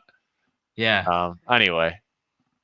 Yeah, 2013 was a good long while ago, and supernovas last a while, like maybe 1, 2, 3 weeks. Whereas novas, I think they can last a little bit longer or a little bit shorter, but obviously they're not as bright. They're just a nova. We had one not long ago in Delphinus, I remember, which is in our own Milky Way galaxy, and a bright star appears. And it's a well-known star that kind of does this. I forget the name of it, but that was cool to be able to see that. I remember, I think I tried to take images of it. I'm not sure if I ever really got anything, but. The one below that wasn't there, though. Yeah. The one below that.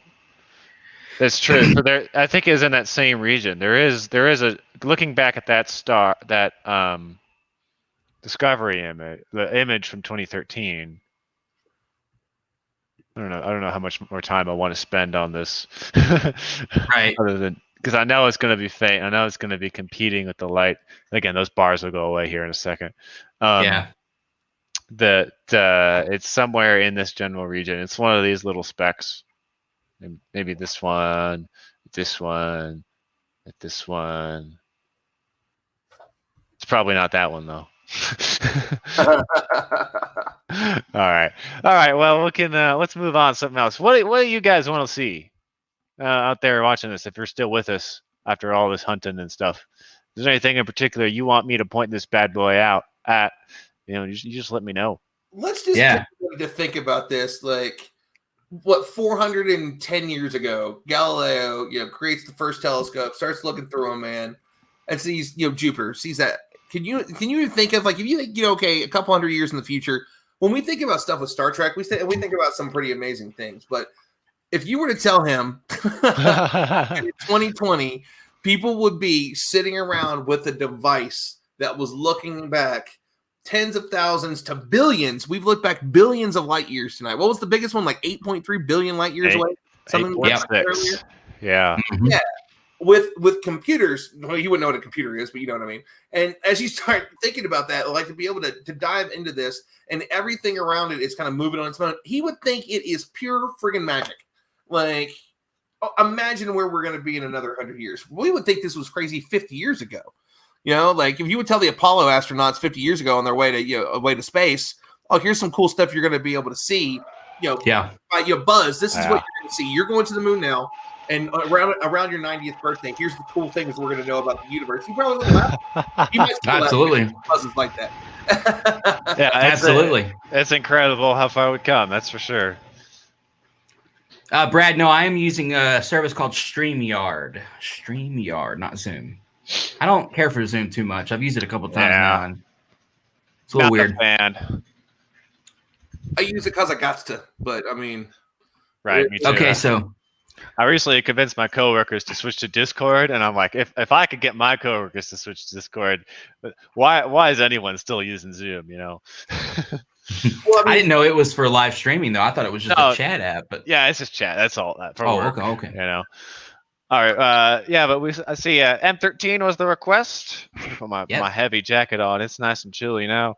Oh, I'm jealous, man. I'm jealous. Nothing like that crisp McDonald's observatory air, man. When you're we're gonna look at the hamburger galaxy again. Delicious. No cheese, please. So, gents, on that note, man, it's running up on 10 o'clock, and I got to get up pretty early and do some work. Tonight was awesome. Always appreciate hanging out with you and nerding out. I will probably actually have this on once I go, like, lay down and start getting ready before I watch some Star Trek: The Next Generation. I'm on the series finale. Picard's losing his mind. It's awesome. Oh, yeah. Things, as they say, must come to an end. Trek nerds, because that's the name of the final episode. Anyway, I'll see you guys in the next one. Were you looking at doing some stuff this weekend?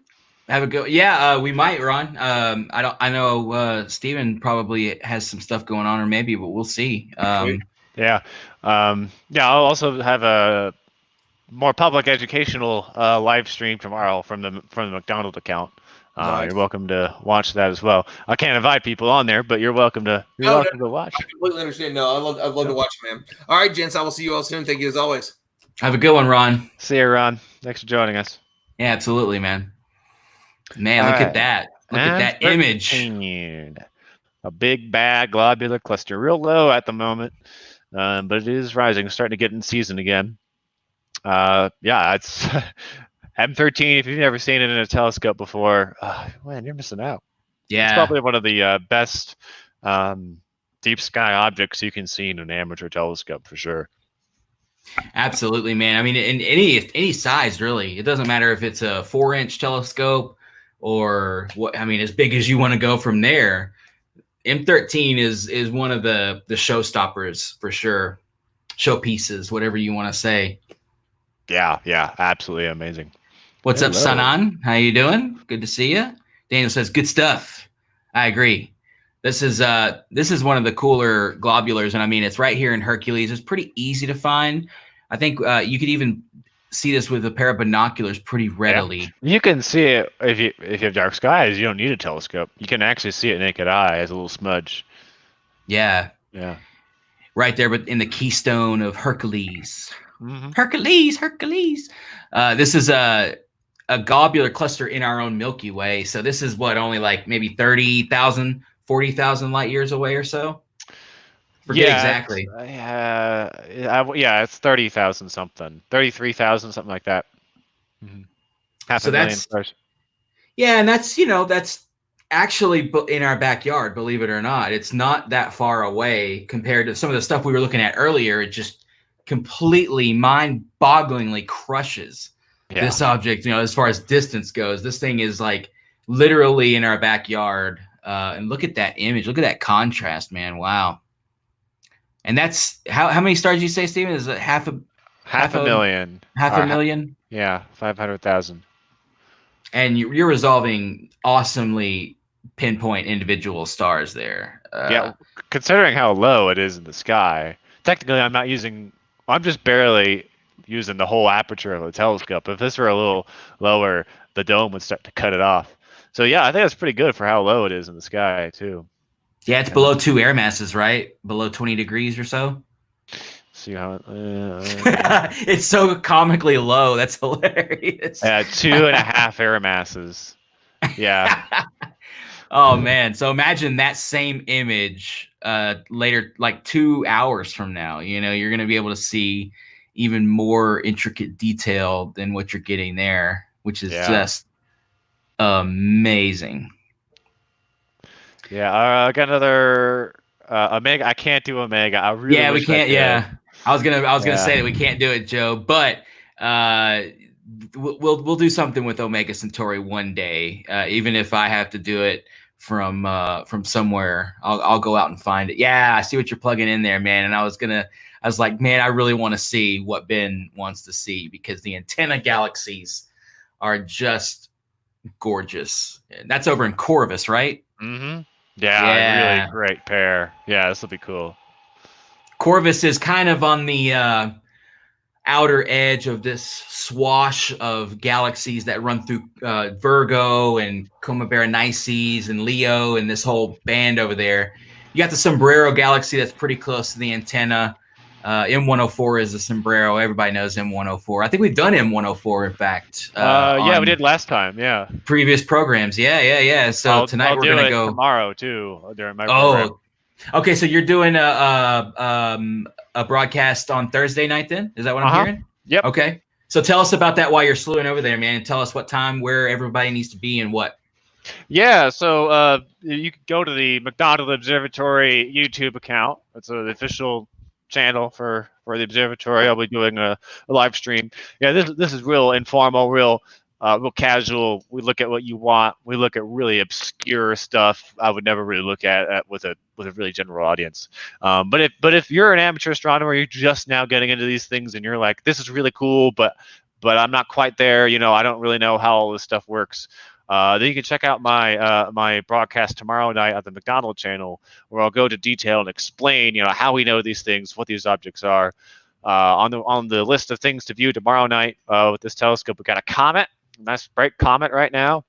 Nice. M104, the Sombrero galaxy, the Ghost of Jupiter, a little dying star, the Pinwheel galaxy, and M53, another globular cluster, a little more compact than the one we just looked at. So yeah, check out the official McDonald page and see that program. Go a little more professional setup, I guess too. I got some awesome visuals and such going on. Yeah, those are awesome. The little animations that he has really do kind of help. Especially if you're a beginner and some of this stuff isn't exactly obvious to you by that. His animations will be like, okay, this is what you're seeing. This is sort of the process that got us here from whether it's just a star that's going through the death phase, or whether it's a couple of galaxies like this that are in the process of merging together, and they're going to eventually settle out into one galaxy, which isn't going to take very long considering how close and how intimately these galaxies are tied together. But I say not very long. I mean, we're talking millions and millions of years, maybe even hundreds of millions of years before they finally settle into one spinning awesome galaxy here. Yeah, they're definitely actively merging, as you can tell. And I love their long streams coming off them. We've only got one frame in right now, or two now, but you can already see these long streaming tails coming off. So it's almost like a heart, and then two, I don't know, ribbons hanging from them. Yeah. Yeah. Look at how pretty that is. Yeah, and the antenna galaxy, I guess they call them that because of the antenna that come out, but those are streams of stars that have been sort of through gravity have been sort of or pulled from these galaxies by gravity. Well, cosmic ray hit there. Oh, look at that. Yeah. No telling where that little guy came from. Mm-hmm. But yeah, there are streams of stars coming off, the faint smears there. So question, where will the broadcast be? Yeah, it'll be at the McDonald Observatory YouTube account. So just Google or search for McDonald Observatory on YouTube and you'll find it. And if you want to know when more will be, you can either subscribe there or follow McDonald Observatory on Facebook or Twitter. I also see another question from you. If you want to put her previous question up there, Will. Yeah. Oops, wrong one. Yeah. There we go. Yeah, so you were reading some astronomy books and found an interesting question. If you were alive in the 1200s and you see a comet, without knowing all you know about space, how would you explain a comet? Boy, I don't think I could. I would be like, wow, that is something. That's a sign from the heavens above, right? That I think I would just be awestruck if I saw like a naked eye obvious comet. That would be a moving experience. People's understandings are entirely related to their upbringings and the culture that surrounds them. And I don't think that I'm so smart that I would figure out what it really is. I think I would probably be just like everyone else and think it's some sign from God or something. Honestly, yeah. Yeah, and back in those days, it was probably really hard to kind of discern a lot of that because, again, like she's bringing up, we didn't have the knowledge we have now, and so and tradition in those days, even from before the 1200s, tradition told you that every time one of these comet things or these, you didn't even know what they were called, you were just calling them these horrible things up in the sky. Every time one would come, pestilence or famine or some kind of horrible thing, was kind of coming at you. And in fact, since we're on that subject, right, Charles Messier and people like that were hired by kings to look out for comets because they were harbingers of doom. And they were like, well, if we can spot the comets, then maybe we can prevent some of the damage that these things are going to bring. Of course, we know now that comets aren't bringing, viruses and pestilence to Earth. But back in those days, like Stephen said, there wasn't prior knowledge to that. Oh, it's just a ball of ice that's orbiting around the sun. Probably the idea that anything was orbiting around the sun was kind of foreign because no, the sun rises up over there and it goes down. The sun is clearly going around us, back in the 1200s, I would assume. I don't know, maybe that's how they were thinking. Yeah, most people were, for sure. Yeah. But yeah, so it's an interesting question. I guess you'd have to just describe it as the contemporaries around you were kind of describing it. So yeah, it'd be interesting. Yeah, Bozo says that is why they were considered to be an omen. Yeah, because there was war or famine or some kind of, who knows what comets deviated human course when this civilization could have invaded this one but didn't because there was a comet and they're like, oh, we're going to lose. It's a sign from the heavens, So who knows? I mean, or who knows how many empires grew and became big because of that. Who knows? The Chinese astronomers, the ancient Chinese astronomers that were alive back in those 1200s, and writing things down. They had extensive records of comets in those days, and that's how we know a lot of those comets from antiquity because of them. Yeah, it's pretty cool stuff. So this is the antenna galaxy, man. So I was looking for this in Corvus, and I forget exactly where it is in the constellation. Is it in the center, sort of in the box? Here I have the star chart here. It's not within. Let me hide my little laser dude here. Yeah. Do not show. Okay. Yeah. So Corvus is kind of on the left there, so it's not quite in the box. of Corvus. So it's NGC 4038, right? Yeah. 80 million light years is what we're looking at on these particular objects. At Wow. least that's what Sky Safari tells me again. Yeah, it's a good one. Yeah. And, I mean, that's let's see, 24 megaparsecs if you're into the megaparsecs thing. I don't know. But that's a long ways away, man.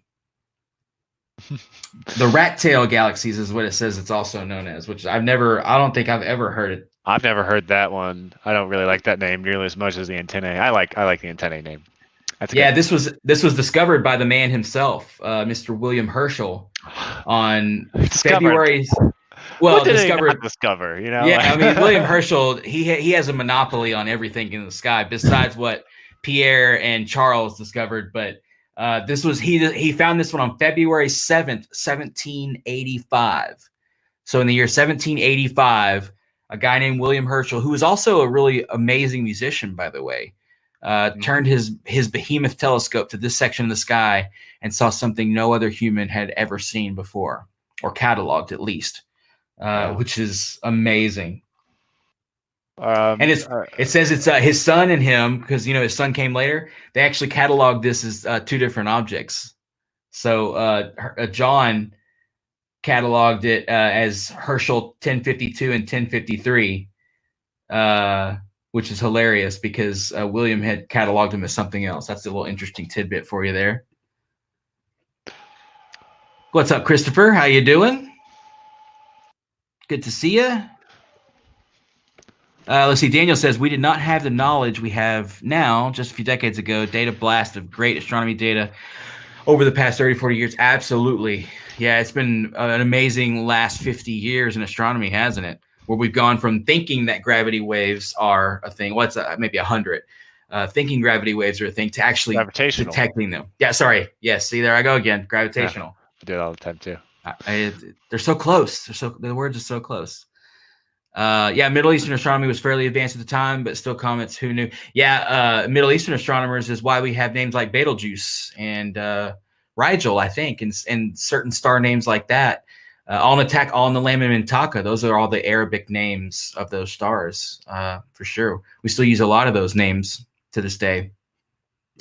Bozo says, back in 1910, they were selling anti-comet pills when the Earth went through the tail of Halley's Comet.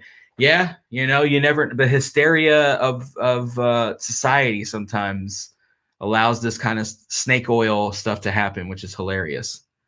This is 4387 by request from I'm sorry, who requested that? Bob? 4387? Yeah, Bob Snyder. Yeah, okay. That's the one here in the center. Which one is this? This is not the cocoon. This is in Virgo, and you can see some galaxies down there, part of the Virgo cluster. So yeah, we're very much within the heart of all that Virgo business. Yeah, that's 86 down and to the left from that galaxy. Mm-hmm. And I mean, we're right in the middle of Markarian's chain here. This is the middle link, I guess, in Markarian's chain. Yeah. So yeah, obviously I can't fit all of Markarian's chain in there, but we got still. I'm 1, 2, 3, 4, 5, 6, 7, maybe an 8th over there. 9, 10. Yeah. Yeah. At least 15. Yeah. At least 15. And then that big one down and to the right, that's 84, M84. Yep. Yeah. And then we got M86 to the bottom left. And then that awesome edge on is NGC 4388. I think that's what that is. This guy right there? No, the one up and to the right, I think. That over there. Yep. Okay. Oh, I don't really see it. I don't know if it's an edge on. Or maybe it's out of frame here. Maybe I'm missing. Yeah. I think that's out of the frame. That's a pretty small field. Yeah, so that one, who knows what that one is? Actually, it could be a PGC in between there, but that's an amazing area. I mean, there's just so many galaxies. Actually, the two above it right there, up and to the left, those two, that's Those are PGCs, both of those. Wow. With Okay. 5-digit number after them. I won't read it, Obscure. Yeah. obscure galaxies that are about 40 million light years away. Those two little ones, actually, believe it or not. 40. So- Yeah. Okay. So they're a Wow. little smaller, whereas the bigger one there, the data that I'm getting is telling me it's 58 million light years away. So actually those fainter galaxies up and to the left are closer than that big one in the middle. Yeah. I mean, that's an absolute monster of a galaxy, though. Yeah, You know, M86 is... These ellipticals are unimaginably huge. Yeah, So it doesn't surprise me. Oh, see, so 86 right there is 57 million light years away. So it looks like it's actually the same distance as that little guy in the center. Yeah, so they are related. Yeah. Yeah, they're That's all. 1 million light years apart. I'm sorry. Yeah, 58 million. So they're 1 million light years apart. So they're in the same exact Distance. neighborhood, basically. Yeah. Yeah. And look at how much bigger 86 is than that little bitty guy. It's huge. He's just a wee little guy next to those two. And that what 86, or I'm sorry, 84 down there on the right is 66 million light years away. So Wow. a little bit closer to us than those other two, but it's still very massive. A little more distant, right? I'm sorry. Yeah. Sorry. Yeah. Yeah. 66 million. Yeah. Sorry. It's a good one. All right. Beautiful. We got a lot of other ones. The Cocoon's a good one. Let's go there. Okay. I saw that comment a second ago, but now.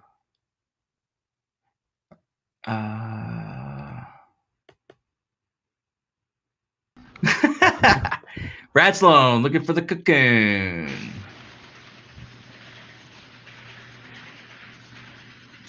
That lovely sound of the thing turning there. Yeah.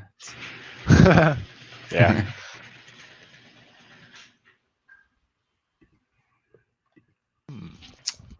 Daniel says, I would love to go to South America observatories to see them in person in Peru and Yucatan. Yeah. Getting down closer to the equator would definitely be awesome. You could definitely get some really good views of some southern hemisphere stuff from down there. That would be awesome. I've never been to the southern hemisphere, but man, I want to be. All right. Oop. Bob says yes. Mag 17 plus stuff that I'll never see. That's right, Bob. That's why we're here, man. That's the only reason why Stephen and I exist, is to magnify photons for you. Go deep or go home, right?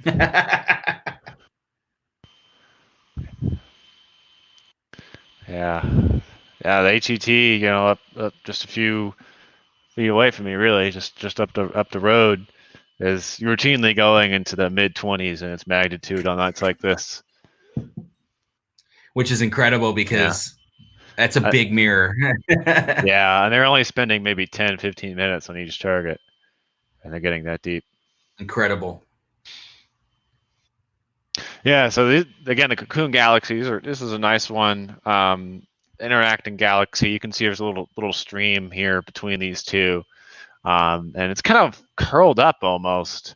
You know, like it's almost like cotton candy, kind of spun around. It's an interesting structure. Yeah, so we'll spend this is 90 seconds so far of exposure. We'll go for maybe another minute or so, and we'll do someone else's target. We got a lot of requests. Yeah, there's more than one request in there, that's for sure.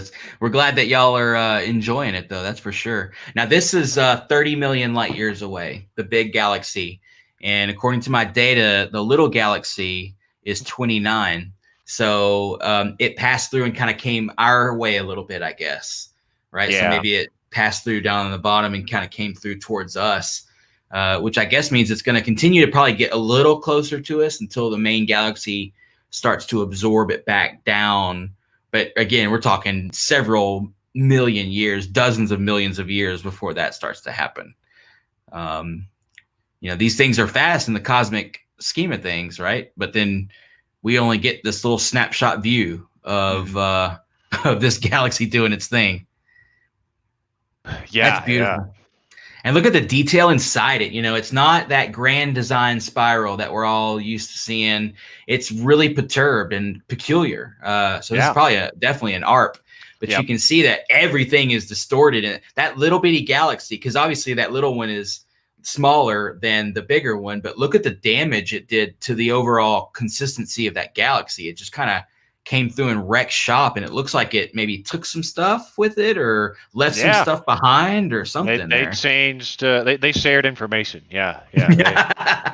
They were not social distancing in the proper way, and here we are. Mm-hmm. Yeah, that was definitely a cosmic accident there. The insurance agencies are still trying to they're going to work that one out as soon as they can. But look at the pockets there, man. The detail you're getting in just, I mean, are those H2 regions, or are they just high concentrations of stars, or what are you looking at? This here. There's definitely a lot of H2 in this galaxy. This is definitely a starburst formation. It's very blue with lots of pink and color pictures. Oh, really? Mm-hmm. Yeah. Wow.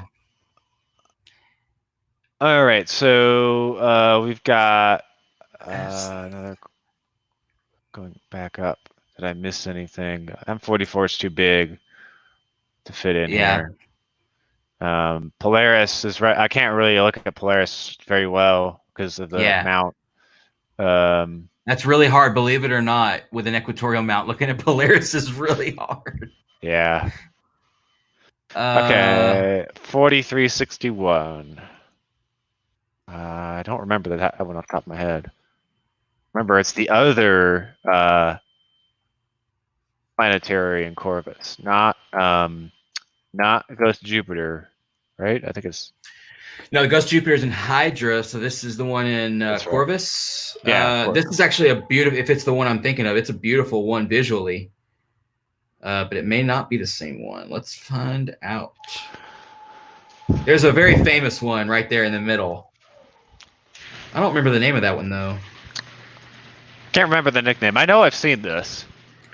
4361 was the number, right? Yeah. Yeah, okay. This is PK 294 plus 43.1 or NGC 4361. It doesn't have a nickname as far as RO26 is one, but that's RO is just kind of like a different. It's a planetary nebula designation, so it really doesn't help us too much, I guess. No, I was looking for a nickname. Oh, that's what happens when I don't stop the exposure. Warp speed. Yeah, look at all that. That's cool. Starlink. I love that. No, Starlink, blame it on Musk. It's all Musk's fault. All right, so I probably don't need 30 seconds then if this is really a planetary. Oh, yeah, look at that. Look at that. I remember it looking good in a telescope, but I don't remember it looking that good. Look at that. You can see irregularities. The central star is just popping. Yeah, that thing is nice. Wow, and look at it. It's got a nice irregular shape with that sort of polar cone that's kind of coming out of there, those polar jets. Yeah, that's nice. Let me restart this exposure here. Let's go for 15-second subframes. Oh, there you go.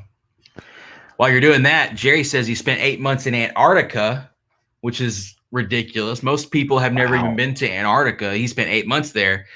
That's cool. He had a 4-inch Newtonian, but wow, amazing skies. Surprising. But that's, I guess the stars just do this in your sky, right? They just kind of go around you in a circle, sort of. There would be a lot more observatories down there if it weren't so remote, you know. Yeah. But yeah, it's a great place, and the seeing apparently is phenomenal down there. Because I guess just because of the cold. It's cold, and for a lot of it, it's very flat and smooth, and so yeah, there's nothing to disturb the airflow for large portions of it. And he says Orion was upside down in Antarctica. It took me a minute to figure out what was wrong. Yeah, I can imagine that would be a little disorienting. Like, wait, what's going on here? Even the moon, the image of the moon is upside down, because you're on the other side of the world, sort of flipped upside down yourself. So it can definitely change things. And Daniel says, I was in Cozumel, Mexico, got to view Orion in my shorts and t-shirt, usually packed up clothing to see it in Oklahoma since it's winter sighting. Yeah, that's definitely a different environment there for sure to look at it. Man, that is incredible. And there's a little satellite, isn't it? Yeah, another satellite passing through. Another Not super bright. Starlink. Let's blame every satellite's now Starlink, right? Exactly. We just need someone to blame. We'll never not blame him for that. This is a beautiful. I mean, this is exactly what I'm seeing on my star chart here. I know you guys can barely probably see that. Oh, There it yeah, is. on your screen. Yeah. Yep, it's exactly the same I'll image. have to revisit this one and do it in deeper and in color. Look at the shell. It's got that twisty kind of shells of gas going on there. So it's probably got a little companion in there or something. Probably was a binary, I'm willing to bet. Yeah, that's interesting.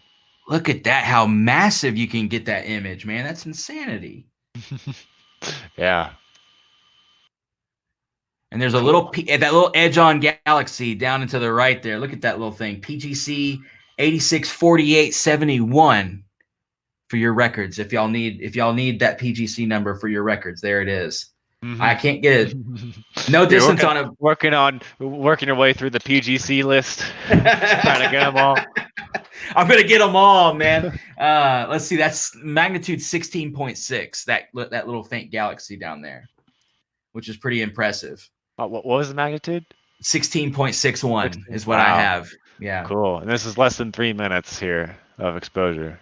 Amazing, man. Yeah. Amazing. And look at the main nebula here is 11th mag, so it's almost twice as bright, I guess, minus a little bit there, or maybe it actually is orders of magnitude brighter. I forget exactly how that works, but this thing is only 4,000 light years away. This little planetary nebula. It's pretty big for a planetary. Yeah, it's kind of big. I mean, it's bigger than the Eskimo or Ghost of Jupiter or a lot of those. And those are about the same distance, right? I mean, typically a few thousand light years away or so. Yeah. ARP 23. I don't know if my thing has the ARP catalog. No, it doesn't. All right, I got to look up what's the NGC for ARP 23? ARP 23, let's see. I can find that for you. R2/. I don't know. NGC 4618. Right. Which is in 4618. Okay, so that was back towards the cocoon, I guess is what they meant. That's in Canis Venatici? Venatici? I don't know. I've heard it so many different ways. Canis Venatici. Canis Venatici, I think. Canis. Yeah, it's 2 stars in a line like this. 2 stars. Boom, boom. Boom, boom. Yeah, not the most exciting one. No. You got to use your averted imagination with that one. That's for sure. Yeah, Bob says 4618. That's what I got too. Our information cross checks, and the world is right. Bozo says our Antarctica is also considered to be a desert. That's interesting. I didn't know that, but I guess it could, because if you got lost out there, you're probably not going to make it out of the wilderness. So someone walking around with a bright flashlight earlier, which has me all like, "Ooh, who are you? What are you doing here?" That is a bit creepy out there. Anyway, if you hear a loud noise and I'm screaming and carried off, off the screen, you know why. I'll call Fort Davis police immediately for you. There's some happenings going on the mountain. Look at that. Is that stars or? Oh, okay. You went for that. Okay. Ooh, what is? Wow. Wow. Yeah. Whoa. Interesting. I don't know this one very well. I don't either, but this is beautiful. Look at how I already like that it. is. And you think that's a little companion down there to the bottom that caused all the problems here? Maybe. It's pretty close. Yeah, so that little guy down and to the right, down and to the left is 4625. But the big one, the 4618, I have 37 million light years on that one. Okay, not super distant. No, not too bad. It's pretty close to our kind of neighborhood. And then the little guy is 41 million light years away. So that is probably not the galaxy that interacted. Well, I don't know. 37 and 41 are pretty close. Yeah, they could have, passed through each other and kept going their separate ways, Real fast. Yeah. And there's a guy in between them there. Look at that little guy. Yeah, so I bet that's background, but I don't know. I bet Things you could you're be right, dude. deceiving. It just looks a lot smaller and dimmer, so Oh, probably background. I found the PGC on that one. Oh yeah, Yeah. mark that off the list. Okay, dude. That thing is 360 million light years away. Wow, just a Yeah, little so bit out there. it's only 330 million light years more distant than this pair of galaxies right here. I don't know. We're such nerds that is what gives us the giggles in the middle of the night. That's insanity. Yeah. Man, But yeah, cool stuff, though. It's only 300 million miles further, or 300 million light years away further. It's just down the road there. I mean, come on, just walk. Man. That's incredible, though. All right, I'll let this exposure go on for a few more moments. Well, this is 2 minutes now on it. I'll take one more request. Yeah. We'll make it a good one, and then I think I'll call it a night. There we go. Because we've been going for 2 hours, and that's about our typical time. Because we could do this all night, but we also have other things to do. Yeah. And are you gonna stay imaging tonight, Stephen? Or are you gonna go for some more data on your stuff? Yeah, I'm gonna try to get some more data on Hugg's object. And cool. I'm liking that Planetary looked at. I might revisit that. That's a beautiful one, man. Oh yeah. So many things to look at, especially on a dark, moonless night like this. I have a hard time deciding, what I want to do, because I also want to go back and do the what did we start off with? The Siamese twins. Mm-hmm. It was so many galaxies, not enough time.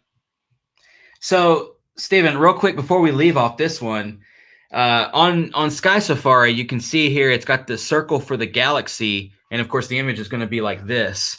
Yeah. But you can see that bright nebula patch above the galaxy itself actually has its own IC designation. Yeah, right there. Really? Yeah. Yeah, and that's IC 3668. So this is a starburst region there. Yeah. Yeah, it looks like an H2 region maybe inside this galaxy. It calls it a bright nebula, which is what the squares always mean. But I don't see anything other than that. It doesn't give me a distance or anything. It only says it's about 1 arc minute across, which is about what I guess we could say there. Something like that, yeah. But that little patched bottom lower and to the right of that, on the other side of that core, is also an IC, and it's 3669. So 2 different IC objects inside an NGC, which is epic. I mean, there's like 5-6 objects right here in this field of view that, once you line everything up, and just to show everybody, I know it's my phone and that it's on this little tiny screen, but you can see the big galaxy, which is, the big galaxy. And then you see the little one, the little edge on right in the center there. That's the little edge on. Yep. And then the galaxy down in the bottom of its field is that one right there. So you can line these up. And even those 4 stars in this field, you see those 4 stars right there next to that middle galaxy. This is how you star hop, y'all. Yeah. You find a little asterism or something in the sky, and you say, "Oh, those patterns match. I'm gonna hop over there. There's my object." And so that's how you star hop. I mean, I know it's a little convoluted here, kind of like what we're doing, but it's when you're at the eyepiece and you're looking for that Messier whatever. Put your scope in the area of the sky you think you're supposed to be looking at, and then start finding those small shapes of stars, and off you go. Yeah, that's how you do it. All right, we've got one more galaxy or other object. Do we? Well, I don't know. I'm asking our audience here. Oh, I see. Yeah. I thought there was one, but maybe no, we got the Planetary. We got, was 4485 the Cocoon? I think that was. Yeah, that we got the Cocoon. Yeah, that was Brad's guess. Yeah. Camellia Tex asked about GN. Yeah, what is that? I can't do that. That's it's like, was it Redshift something crazy? Redshift Z11, 32 billion light years. One of the most distant known galaxies.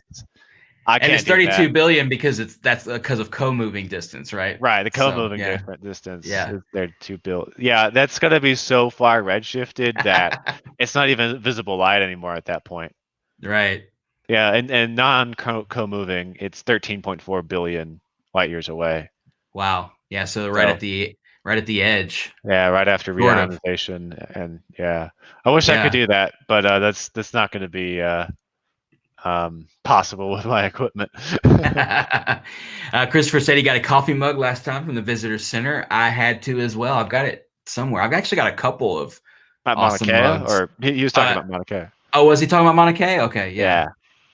He said the road was closed though from that one time he tried to go up there. Yeah, I guess it's probably still closed or maybe not, but I mean everything's kind of closed right now, right? But Yeah, well, it may have been always, closed from protesters and stuff back then. yeah, exactly, yeah, Yeah. yeah. You always got to get a mug though at any observatory you go to. That's like, that's the thing you got to get. Thank you, Sai. Appreciate you. Yeah, Camilla says that's not walking distance. No, not at all. The Cat's Eye Nebula. That's where we're going. Okay. Ben Fields coming in with the heavy hitters tonight, and a lovely picture of Carl Sagan there to go with it. So that's awesome. We always love our friend Carl. We actually did the hockey stick last time, Bob. Yeah. That was one of our main ones that we did. It was very, very cool. Very awesome. So while he's doing that, I want to just say, thank you guys again for joining us. I mean, it's been such an amazing broadcast again tonight. We were hunting for faint light that not many people will get to see, because after these couple of weeks go by and these supernovas fade away, they're gone forever. We will never see them again, ever. And so tonight was very special. We got a chance to, not only did Stephen get the data on his computer, but we got a chance to broadcast that to the rest of the world, which I think is a very, very beautiful thing. And thank y'all for being a part of that. And thank y'all for sharing these live streams. We appreciate that. That helps us get these photons to more people, right? So we appreciate y'all hanging out with us, chatting, sharing stories, and sharing a cup of coffee. Wow, look at that. Yeah, it's so bright at the center. I'm trying to not overexpose the center. It's too much. How you doing, Dean Taylor? Good to see you.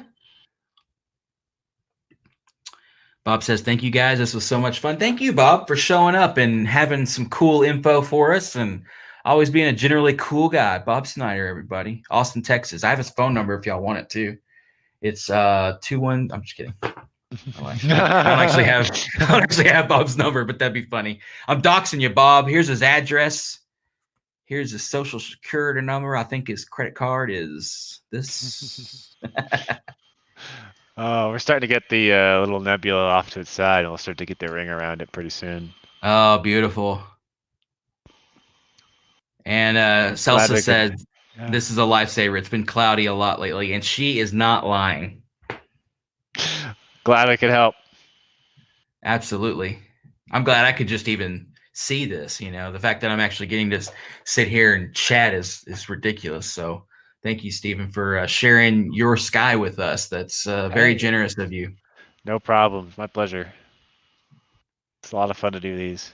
Absolutely. Also, my social interaction for the day, Otherwise, I don't really see anybody. I don't really talk to anybody else. So. Yeah, and Perseus isn't even on site anymore, is he? No, he's here. He's just living with he's living with my manager. Yeah. Okay. At his house. I was kind of sad last time I was there. I didn't get a chance to meet Perseus, but yeah, maybe next time, maybe one day.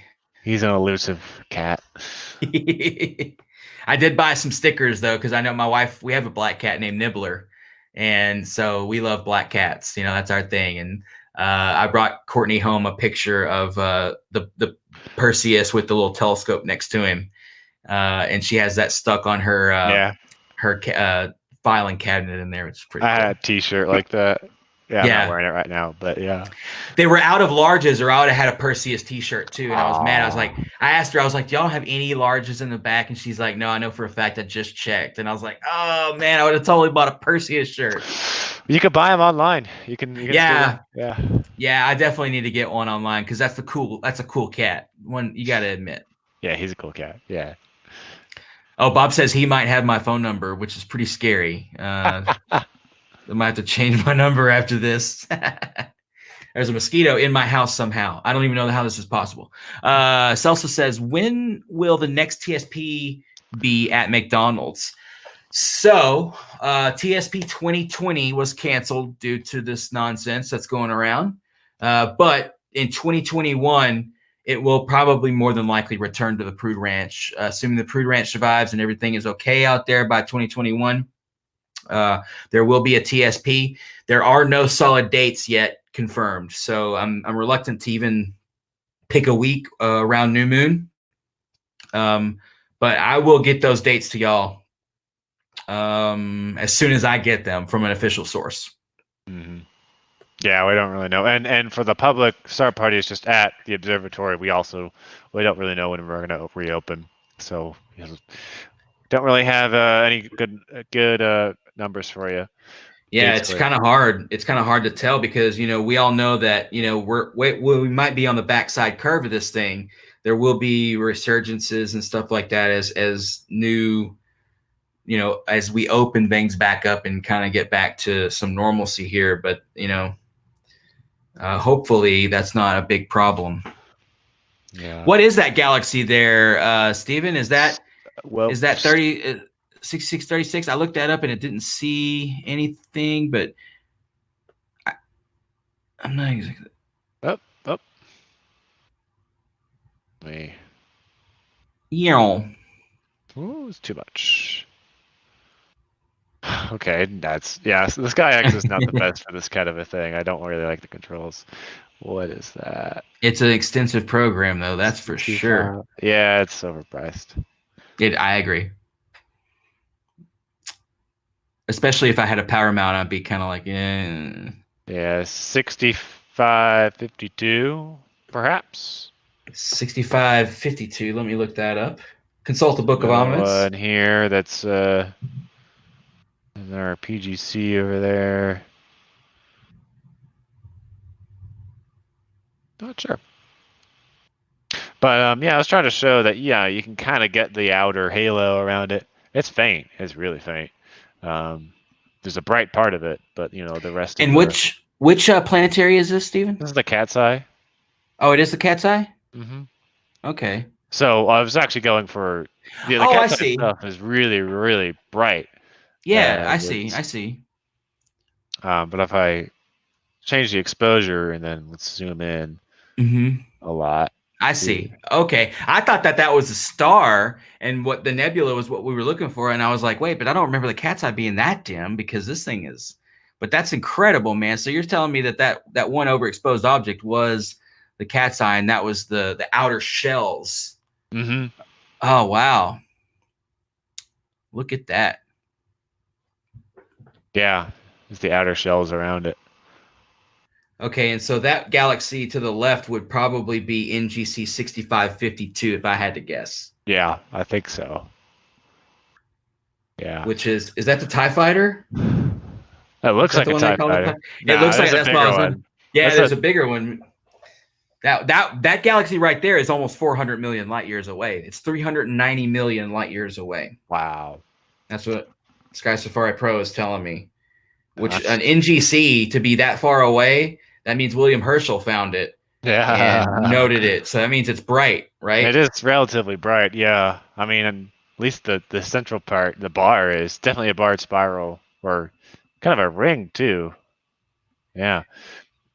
All right, yeah. Now we're starting to really get that outer halo structure, but it's going to take a lot longer to get that to really, really show up.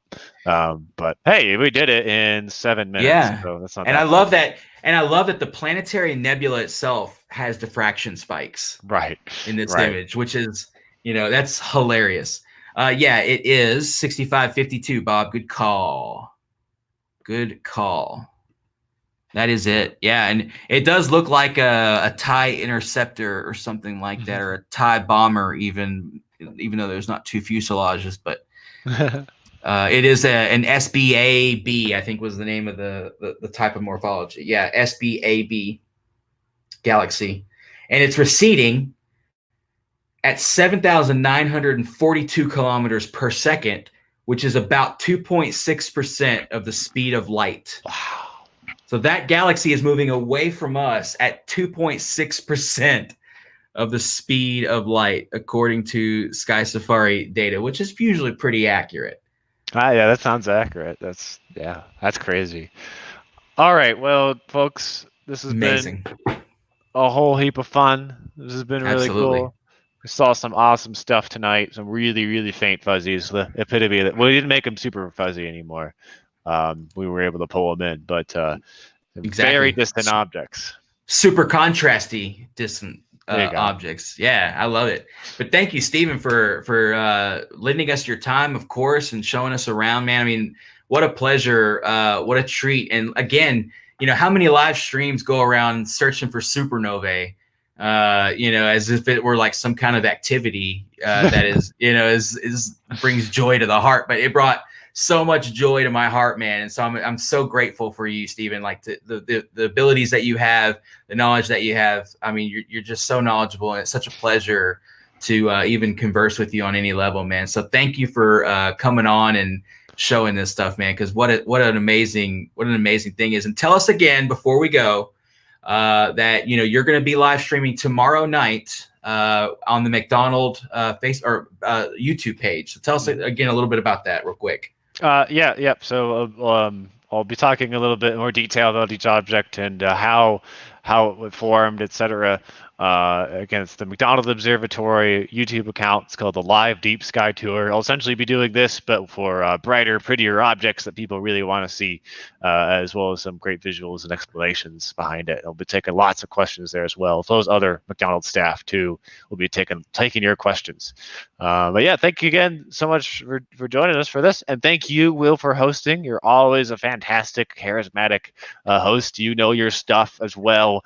Thanks for identifying all these little obscure faint fuzzies. I didn't have a shot, at trying to figure out what most of the stuff was, but it's a team effort, man, and I appreciate that coming from you, man. That means a lot because clearly you know your stuff, and so I guess we might be onto something here as far as like just being able to play. If all we ever do is point out NGCs and ICs and PGCs to people, we've done our job. That's it. Because like your thing is a more aimed toward the beginner. Maybe we're going a little bit more toward the advanced side. That's okay. It's they're all beautiful objects. Yeah, that's how I think this is great for amateur astronomers, more advanced people.